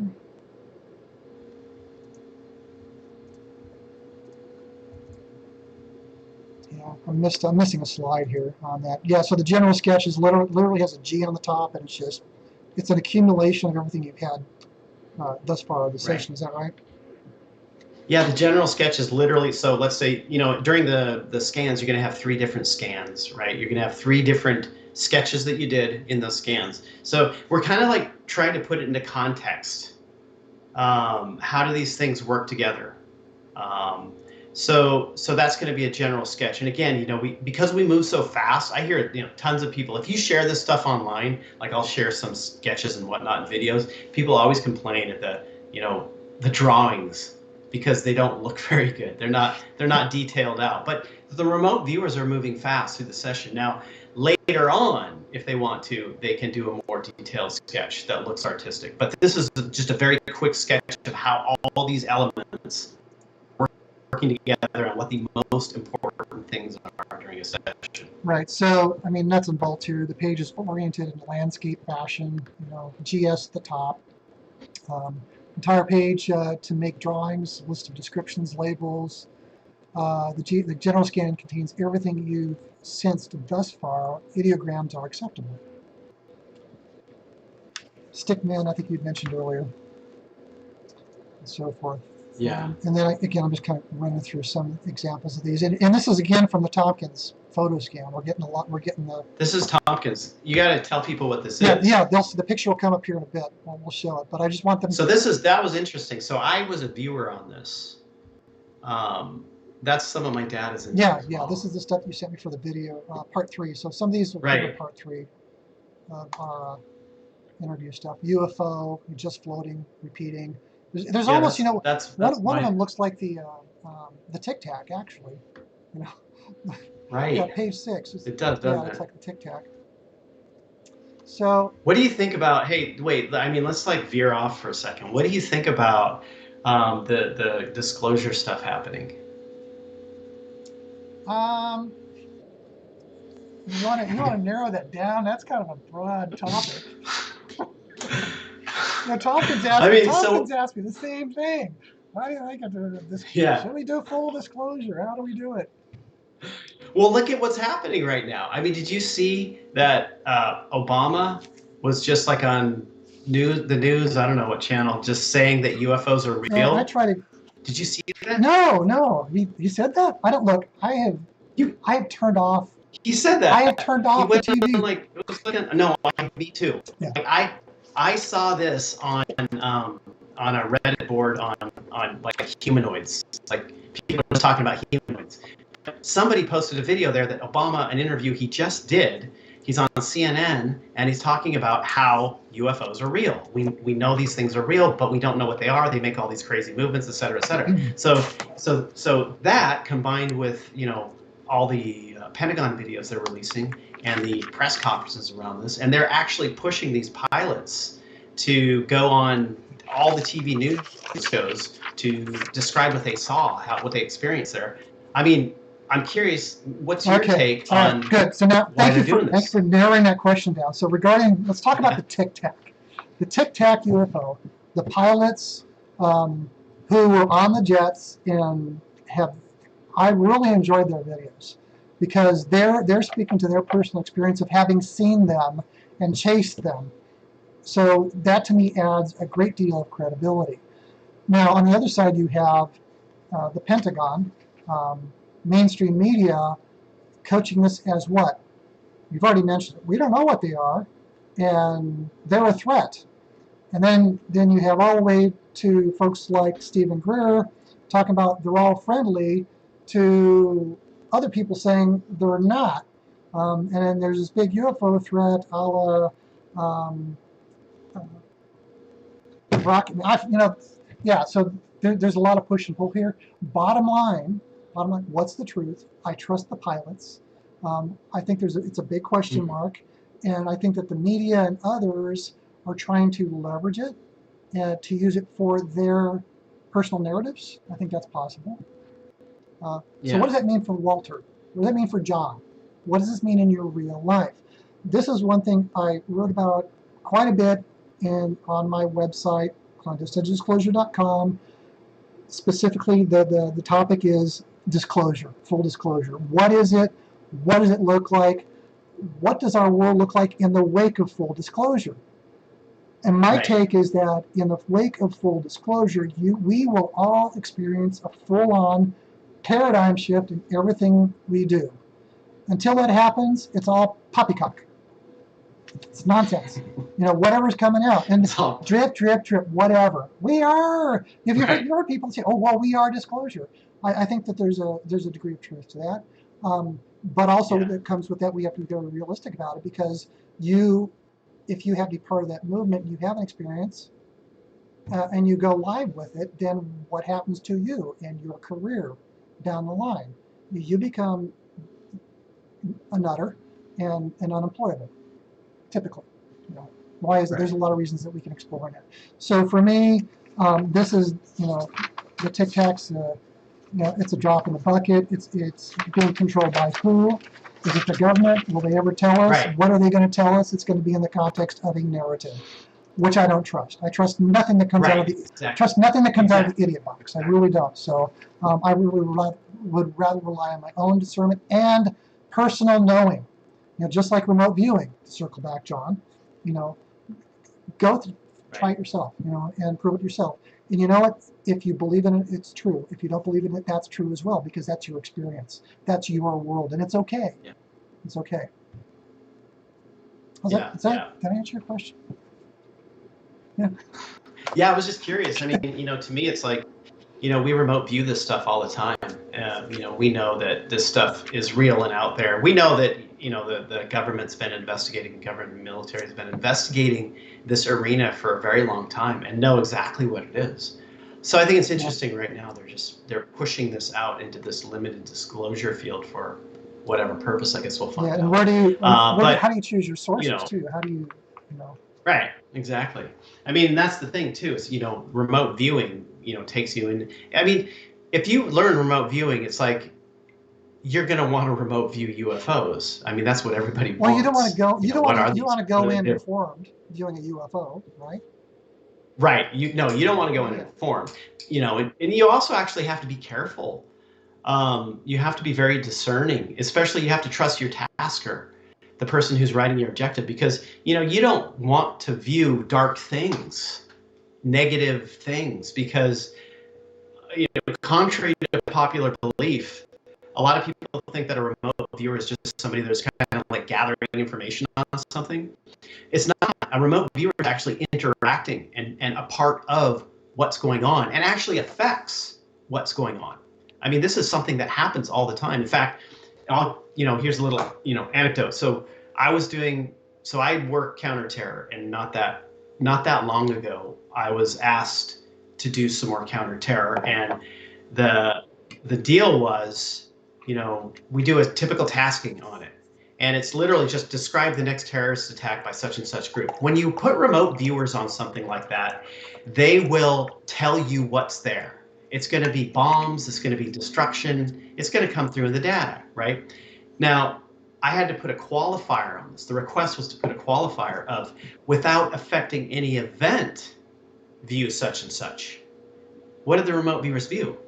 They got a guy in a desert riding a horse. They didn't get what you would normally get without the qualifier, because they knew on a subconscious level that if they viewed that with that qualifier, they're going to affect what's there. So a remote viewer will become part of what happened, and they will affect it as if they were there. Their consciousness does. It's like the double slit experiment, how just the act of observing affects the outcome of the experiments. Remote viewing is the same thing, operates on the same level. Yeah, you know, I think that for the people who are watching today who are already remote viewers, I'm sure they can fully grasp everything that you just described here. For the new people, learn remote viewing, come back and look at this. It'll make more sense. I think, Right. at least for me, you know, because I remember you talking about this in class. I'm going, what? What are you talking about? Right. I tend to be a little thick in that regard, but hey, it's all good. But I'm also, yeah, very critical sometimes. So let's get back to the notes, and we're going to move on to the most exciting part here. Your favorite mind is going to be the matrix. Yeah, the matrix is also oriented in landscape format. There's an M1 at the top center of the page, and you've got this alphabet soup of stuff. You can't see it. I've got a larger version. I'll share it with you here. I'll bring that slide up just now. So across the top, you've got these column headers. S for the 5 senses, M for magnitudes, T for topologicals, E for energetics, SJ for subjective, P for physicals, PP for paraphysical, C for concepts, SB for symbolic, PR/D for physical reactions and deductions. John, tell us how to use this analytical tool. How do we use this in our remote viewing tasks? Well, so M1, basically, it's a specific type of matrix. We have different worksheets that we use for different things, like we'll have a technology matrix, etc. But M1 is really, it's kind of all you need, this matrix. So these are basically, you're probing for information underneath these acronyms. And the matrix is literally like a database of everything. It literally covers everything that your objective has to do with. And so what you do is you write these out across the top of your page, SM, TE, etc., and you begin to probe these columns and write down what you get. Now, when you probe, it spurs something, typically spurs something that can turn into more complicated information as it flows out, because it's kind of like you're opening doors to these other sensory pulls and sensory information. It's like you're lifting the sheet on something unexpectedly every time you probe in these areas. And so that's why the matrix is actually really one of the best tools I've found in remote viewing, even though it looks intimidating. And even though many people do not want to have to deal with this like idea of a database situation, because it's so left-brained, and during remote viewing you're kind of floating off into another realm here. You want to kind of stay in that realm, but this actually grounds you more and keeps you focused in getting the right information that you need to get. So what we do is we probe across in a diagonal manner. There's specific reasons for that I won't go into here in the video, but we probe in a diagonal manner. And then later on, what we do are movement exercises. Now, the matrix is really great for movement exercises. Movement exercise literally is just telling yourself what to do and where to go. Like, focus on subject. Then the matrix after that becomes all about a subject and what that subject is doing. Now you can sketch in the matrix as well. You sketch as well as probe, sketching and probing, as well as writing a lot. You're not restricted at this point to just doing single one-word sentences. You're getting deeper. You're expanding. You're connecting things together. You're investigating and exploring all the different elements that have shown up previously in the session. So for instance, if you have a structure, you can write, like what Walter has written in here. He's got focus on subject. So that would have been a focus on a subject. You can write focus on structure, then probe and you're going to be writing down stuff and sensing what was about the structure. You can even tell yourself stuff like move 500 feet above the structure and describe. Get a visual, sketch that out. You know, if you've got energy, how is the energy? Describe how the energy is related to the structure, and then start probing. So you become the detective when you get to the matrix. And this is where, you know, we move very fast through the scans, the early part of the session. And during the matrix, it's not that we slow down a little, it's not that we slow down, it's more like we become more discerning in the information that we're going after at this point. We don't necessarily repeat things because we want to get the details all sorted out on the earlier things that we've gotten and explore around them and explore with them. So here's some examples of what the Matrix worksheet looks like. And you can see the diagonal nature that John had mentioned. This is a good example of it. Here's another one. And, you know, like I said, you know, when I first took this class, I was very kind of object-oriented, physical things, but this gets, you know, far deeper. It provides a lot more detail and a structure for which to explore all these various different things. Once you memorize this... So you can see... Go ahead. Yeah, okay. sorry about that.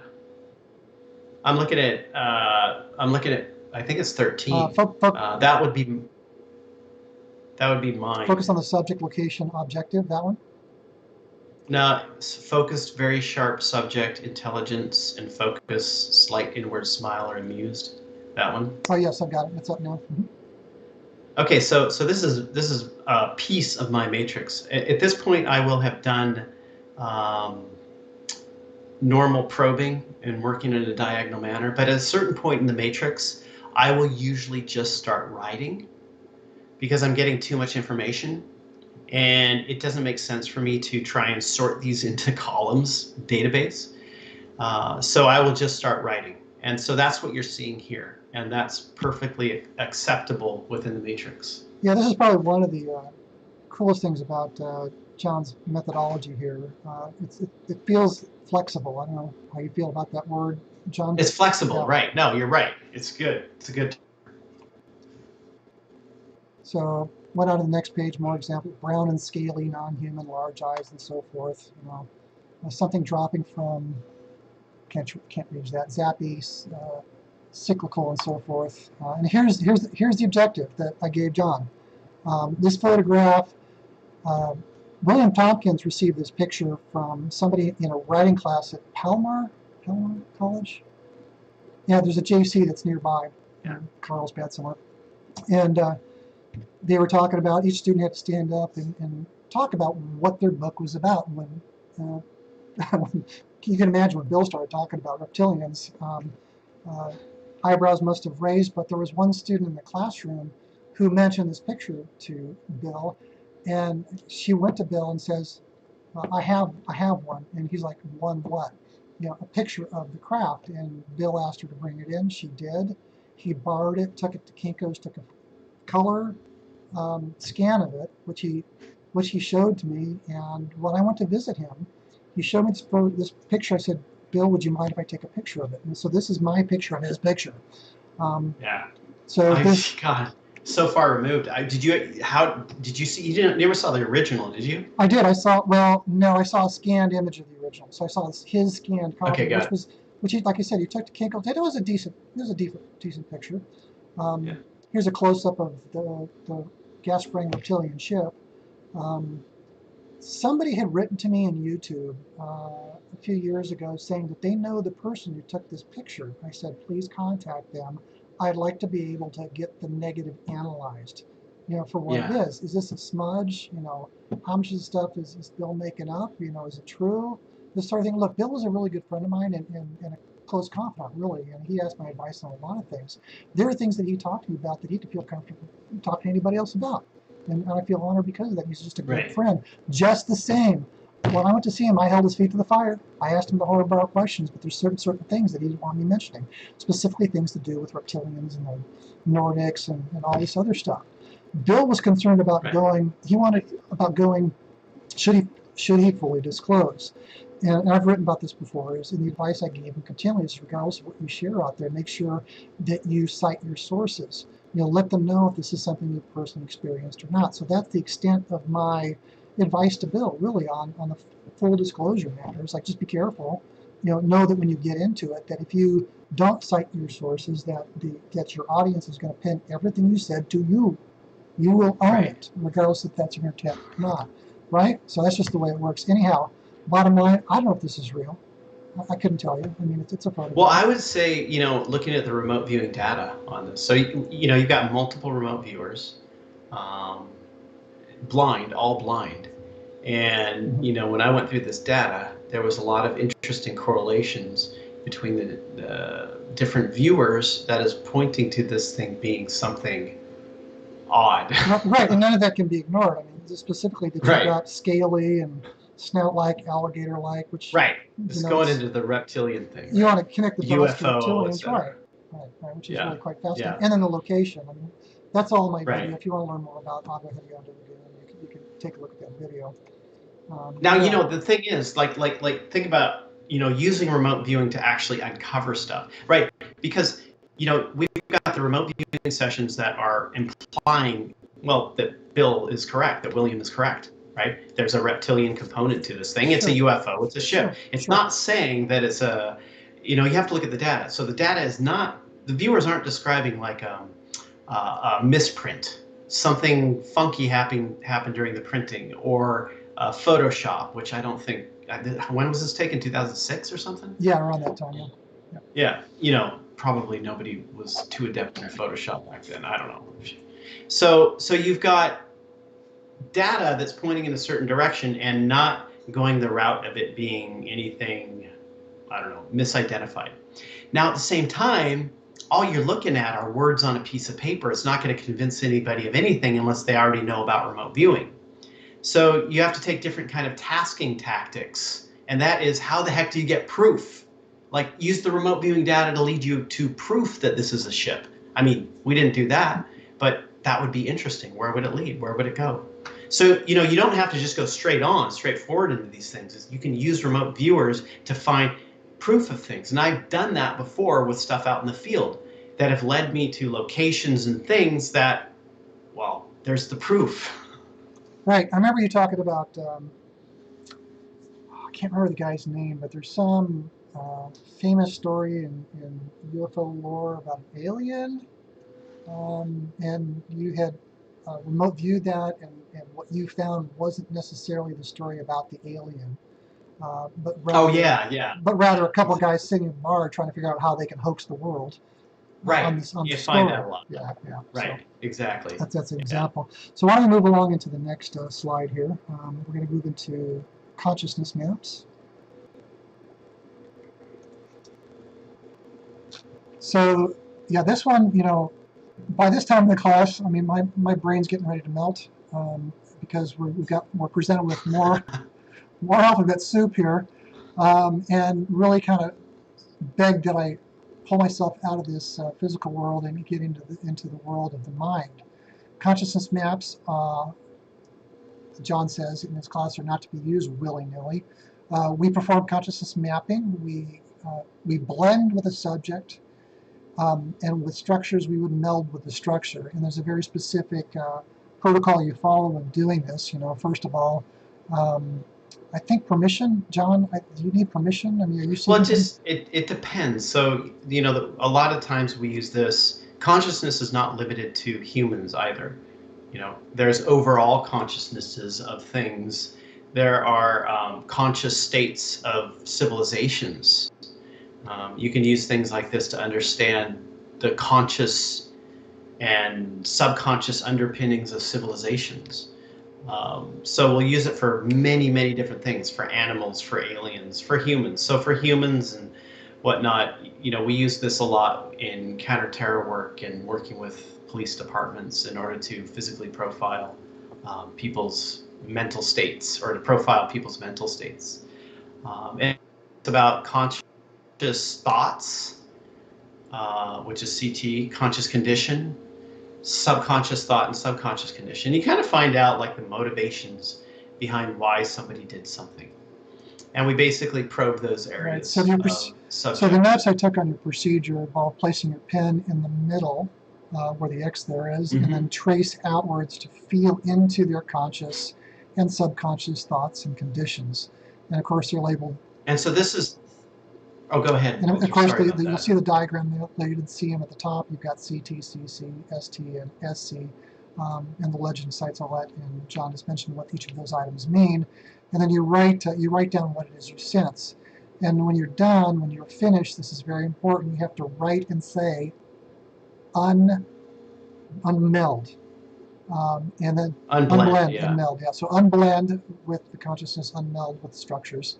Write EOS for end of session in your paper. Quickly scroll a line away from the letter S that you wrote when you wrote session at EOS. And this returns, this is a return transit, you say. And then you say aloud, end of session, and you put your pen down. So that terminates the connection completely. Is that right? Yeah, absolutely. So one thing we will do in sessions is we will blend with subjects, or blend with structures, morph with structures, blend with subjects. Usually I'll discern those two. And usually during a consciousness map, we will have blended with subject. And that's why Walter's got written there, you want to unblend. But before that, you did blend with them. You can get different information. So if you're a remote viewer during a session and you don't do this, try blending with something. Your data is going to be a little bit different. It's kind of fun to do. Just be careful, in general, like always unblend. You don't want to like carry this stuff around all day by not unblending. Exactly. So that's the consciousness map, and that leads into physical profile. This is physical profile, which physical profile, yeah. Go ahead, John. Oh yeah, the physical profile. Literally, just do like a gingerbread person, what he's got written down there, drawn out there, and you just start probing it. So you think about in terms of like, what's their hair length? What's the color of their hair? What color are their eyes? The shape of their nose? Do they have freckles? What color is their skin, etc.? And you're probing the subject, like going after this type of information. Do they have any scars on their body? What is their physical makeup? How tall are they? How much do they weigh? You can begin to build a picture of what the subject looks like in all ways. Now, you can also go down the path of medical remote viewing. Medical remote viewing is for entertainment purposes only. That's the disclaimer, right? Well, specifically remote healing, right? Right. So medical remote viewing leads into remote healing. Remote healing is this whole other aspect of remote viewing, which is very, very, very palpable. It's really incredible. It helps people and environments. You can do this on environments as well. So you can begin to like probe in the individual to find out, if there's anything wrong with them physically, or if somebody asks you. So normally when we do physical profiles and we do the remote healing side, we have permission. Right? We don't do this without any permission at all. And this subject that we're working with, they're working. So we will go into describing what's going on with them.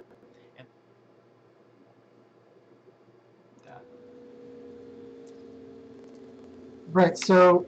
Are you on remote healing though?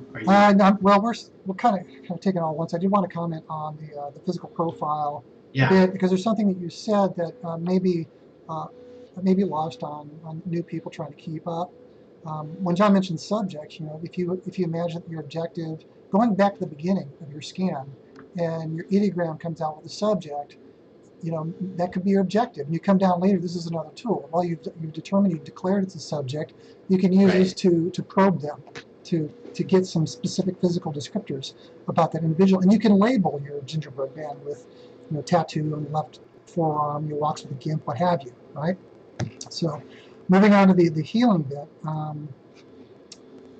Let's see here. I'm going to cover physical profile really quick here. Take a look at my notes, see if there's anything pertinent we need to share. Yeah, determined physical gender. which is not energetic, physically identifiable characteristics such as skin tone, hair color. You know, does the person wear glasses, have tattoos like John mentioned, weight, height, body shape, and so forth. Remote healing is performed in conjunction with the physical profile gingerbread man. So let's go to the next page here. Let's see what we got. So here's an example of a physical profile where they'd gone through and they identified the subject here and labeled the various component parts. When we get into remote healing, John, you want to go into the process for that? I'm showing the next page regarding energy, using identifying the most beneficial energy for healing the individual. How do we go about using the remote healing procedure on a person from whom we have permission and they know that this is for entertainment value only? Yeah.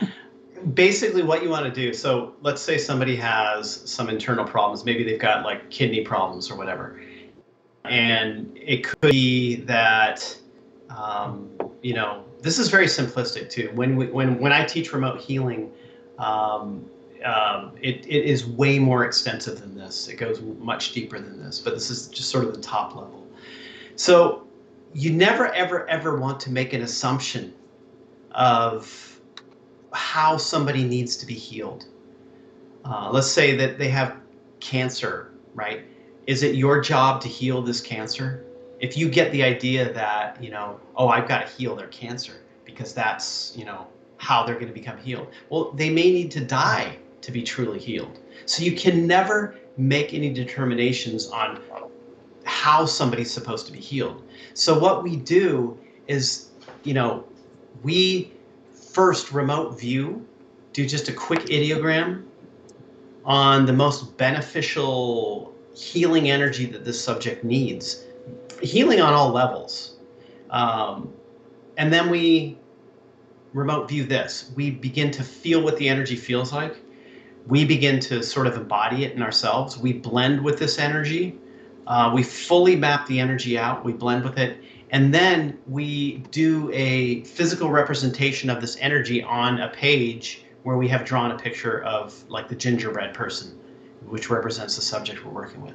And then we start to move that energy into them. So all the lines that you're seeing on this page here, on this gingerbread person, is somebody who was moving energy from that idiogram into them. So the remote viewer is feeling the energy as they're moving it through their pen into the subject.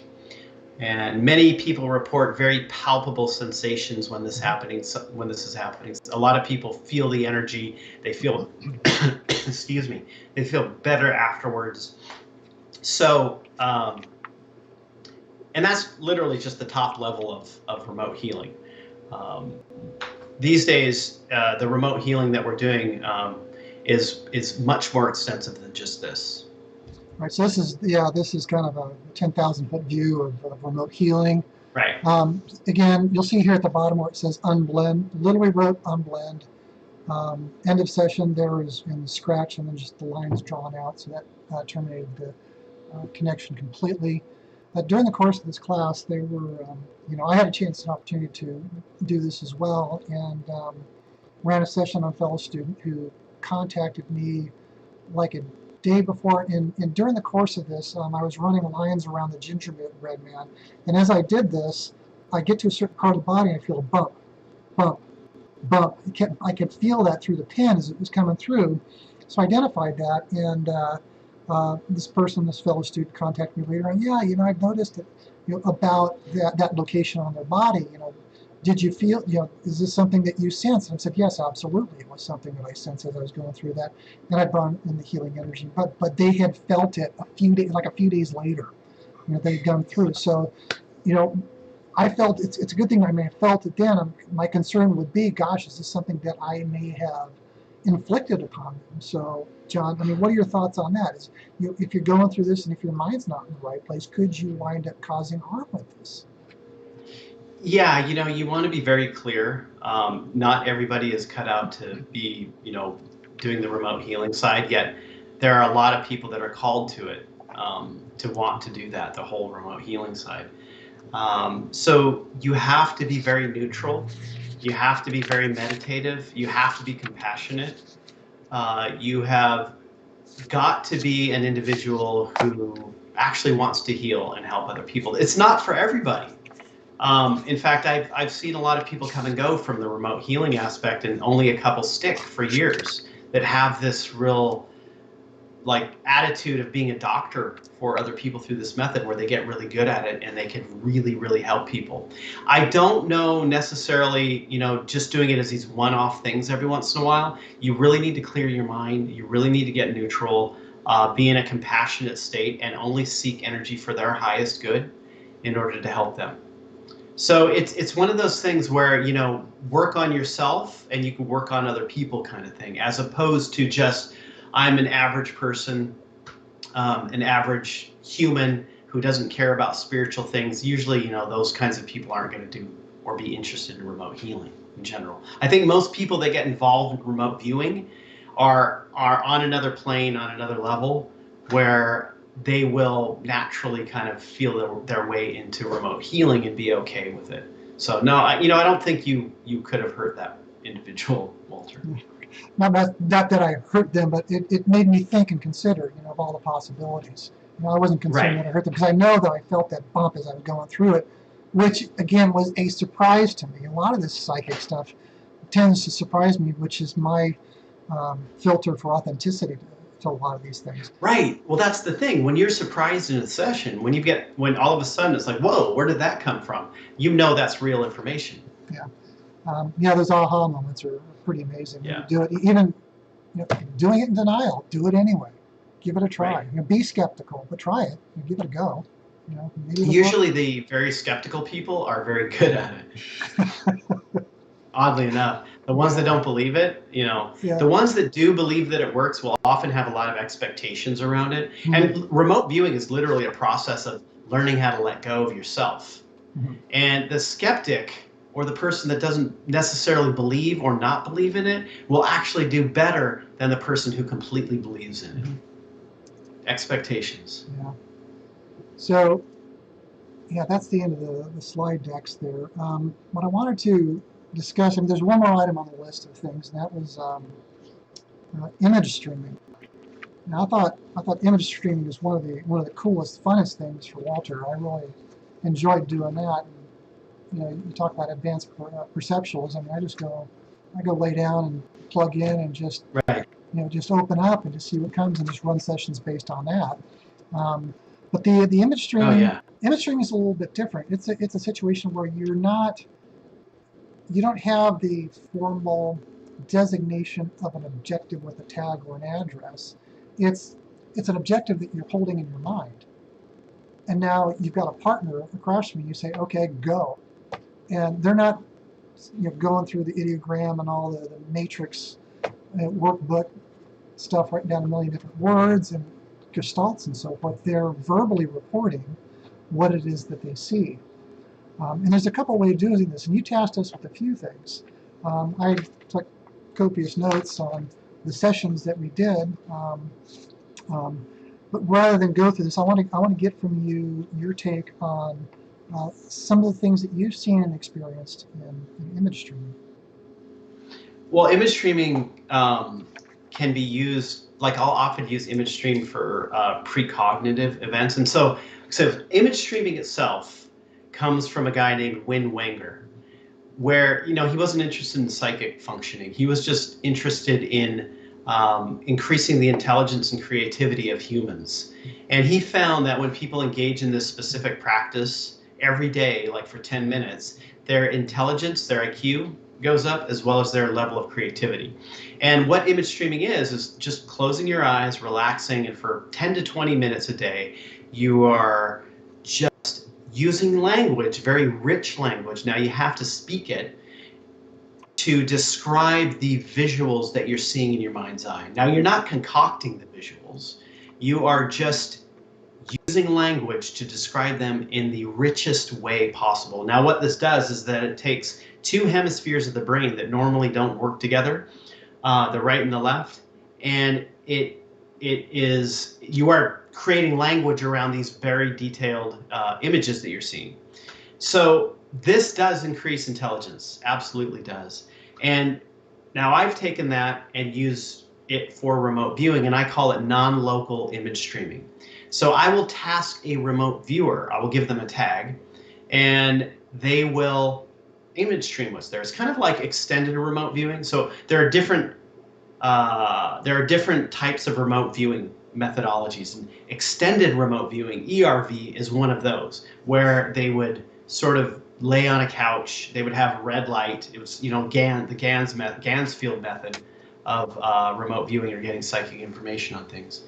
And they would describe to a monitor what they're seeing. They're not writing anything down, so they're allowing themselves to go to this very deep meditative, hypnagogic state almost. So image streaming is similar to that, except you want to stay more conscious, and you allow these images to pop into your head. You're just sitting there with your eyes closed, and you're using language to describe that to another person who is writing the stuff down. For me, I'll use it for precog events. I'll use it for full sessions, but I will also use it for precog events. I will, like for instance, I was hanging out with James Gilliland. We went out to eat dinner, and he was driving back to his house, and I was just sitting in the back of the car. And I decided to just precog like that night, like what, because if you know Isetti Ranch and James Gilliland, there's a lot of UFO activity there. And so I was wanting to precog like what was going to happen. So I just relaxed a little bit, and I closed my eyes with the intent to see what was going to happen later. And I saw this brown furry face thing, like it was like some kind of being, and this big red thing come out of this being. And so immediately I like popped out of it, and I'm like, whoa, what was that? That looked freaky. I'm thinking, are we going to hit a deer or something? Because it looked weird. It looked graphic. And so we get back there, and in his house, he had this little Bigfoot doll with its mouth open and a big red ball in its mouth. And when he squeezed the Bigfoot doll, the red ball shot out. So literally, so I was precogging that for some odd reason. But see, during the image streaming, it looked so weird and graphic and horrible looking, because he had this red thing coming out of like a brown furry thing. I'm like, oh man, that's not good. Could be anything. That's crazy. It could be anything. Yeah. Yeah. Oh, that's nuts. I can share. I'll share something real quick with you. Before we met, this is back in 2012. I was on the road. I was on a freeway, on a long drive, and behind the wheel, doing my windshield meditation on the I-5 heading south. Long shot of open road, and just for hours, right?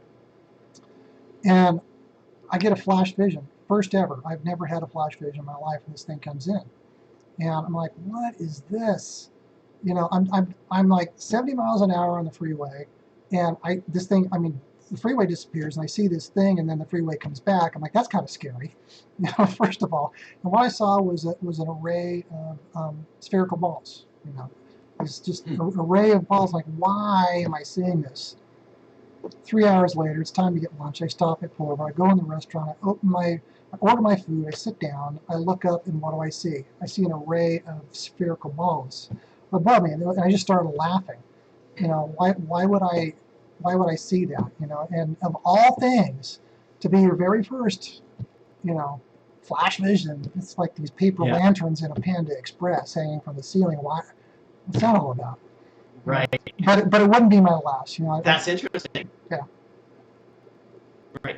Very spontaneous. spontaneous. Well, yeah, you can use this, like outside of remote viewing and being tasked specifically on this, like you can use it for precogging all the time.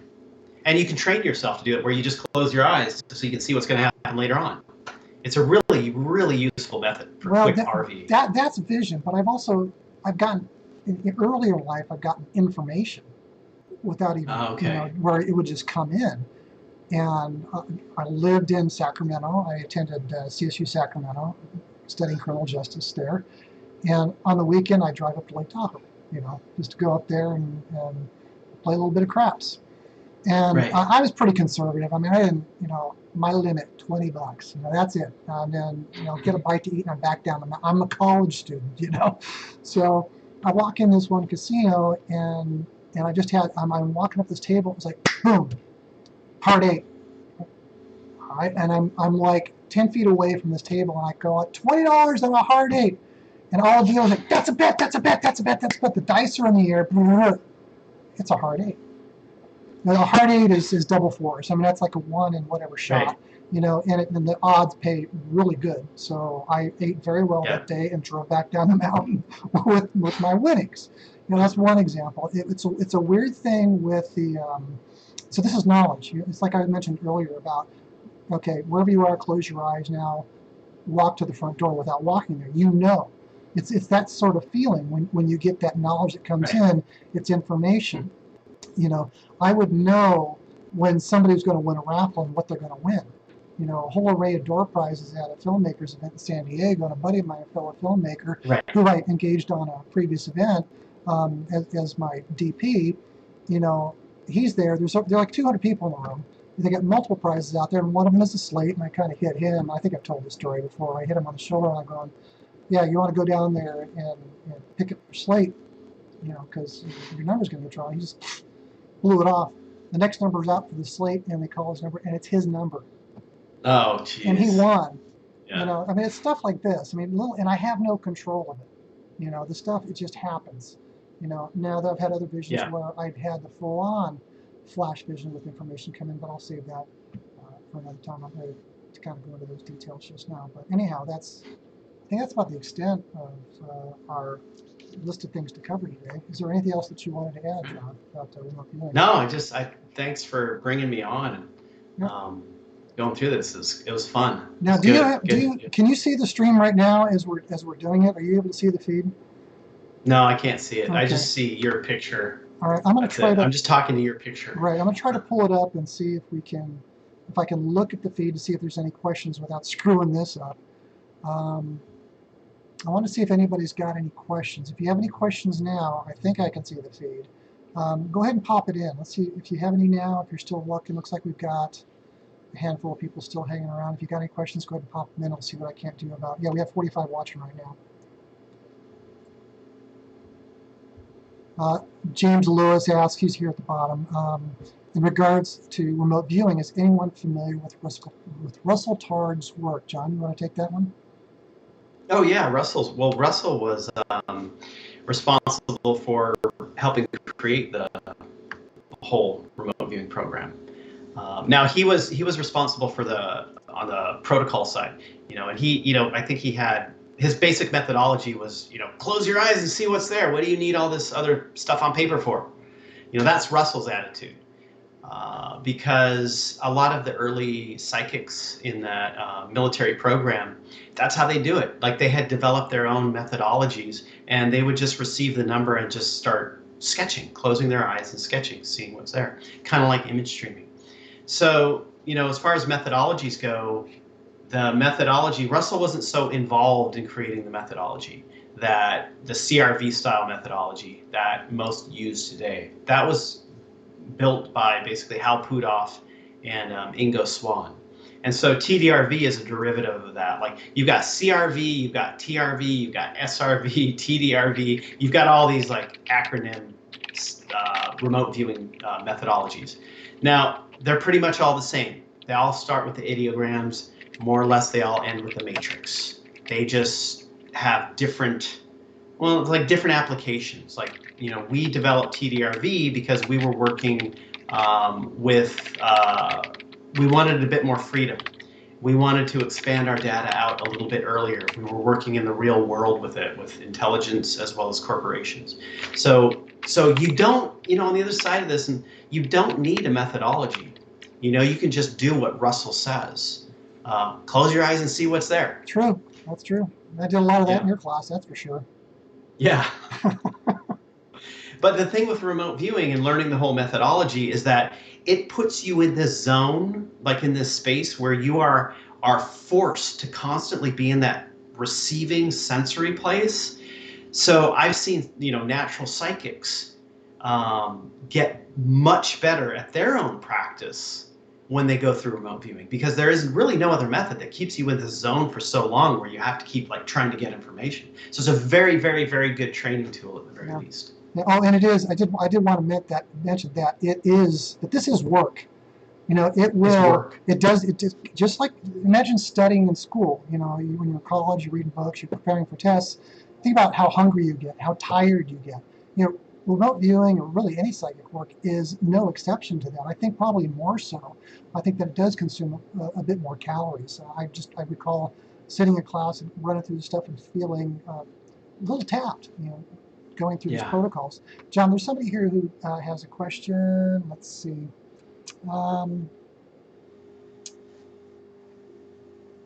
So Sean C. is asking, where are John's classes located? Well, you know, right now I'm doing them online. And actually, I think I've got one coming up July 16th, I think. And I'm doing it online, so I'll do it through Zoom at the moment. It's much better to learn in person, obviously. You know, doing it, you know, through YouTube or whatever, trying to be guided through YouTube, through module videos, is great and everything, but actually having the interaction is much, much better. And so I'll do that online these days. Not a lot of places are wanting live classes at the moment because of the COVID stuff. So yeah, through Zoom. But you can find classes on my website, righthemispheric.com. Right. Yeah, go check out righthemispheric.com. You can sign up for classes. John, do you have any scheduled coming up? Any new sessions that people could? Yeah, I've got one coming up. I've got one coming up on July 16th, and it lasts about a month. It's 5 classes, 1 a week with homework in between. Yeah, that's. And you learn basically the whole methodology. Yeah, so consider what Walter learned. Yeah. Yeah, all this is like an introduction, so you'll be a step ahead of the game at least, hopefully. Just kind of. All right, so we've got.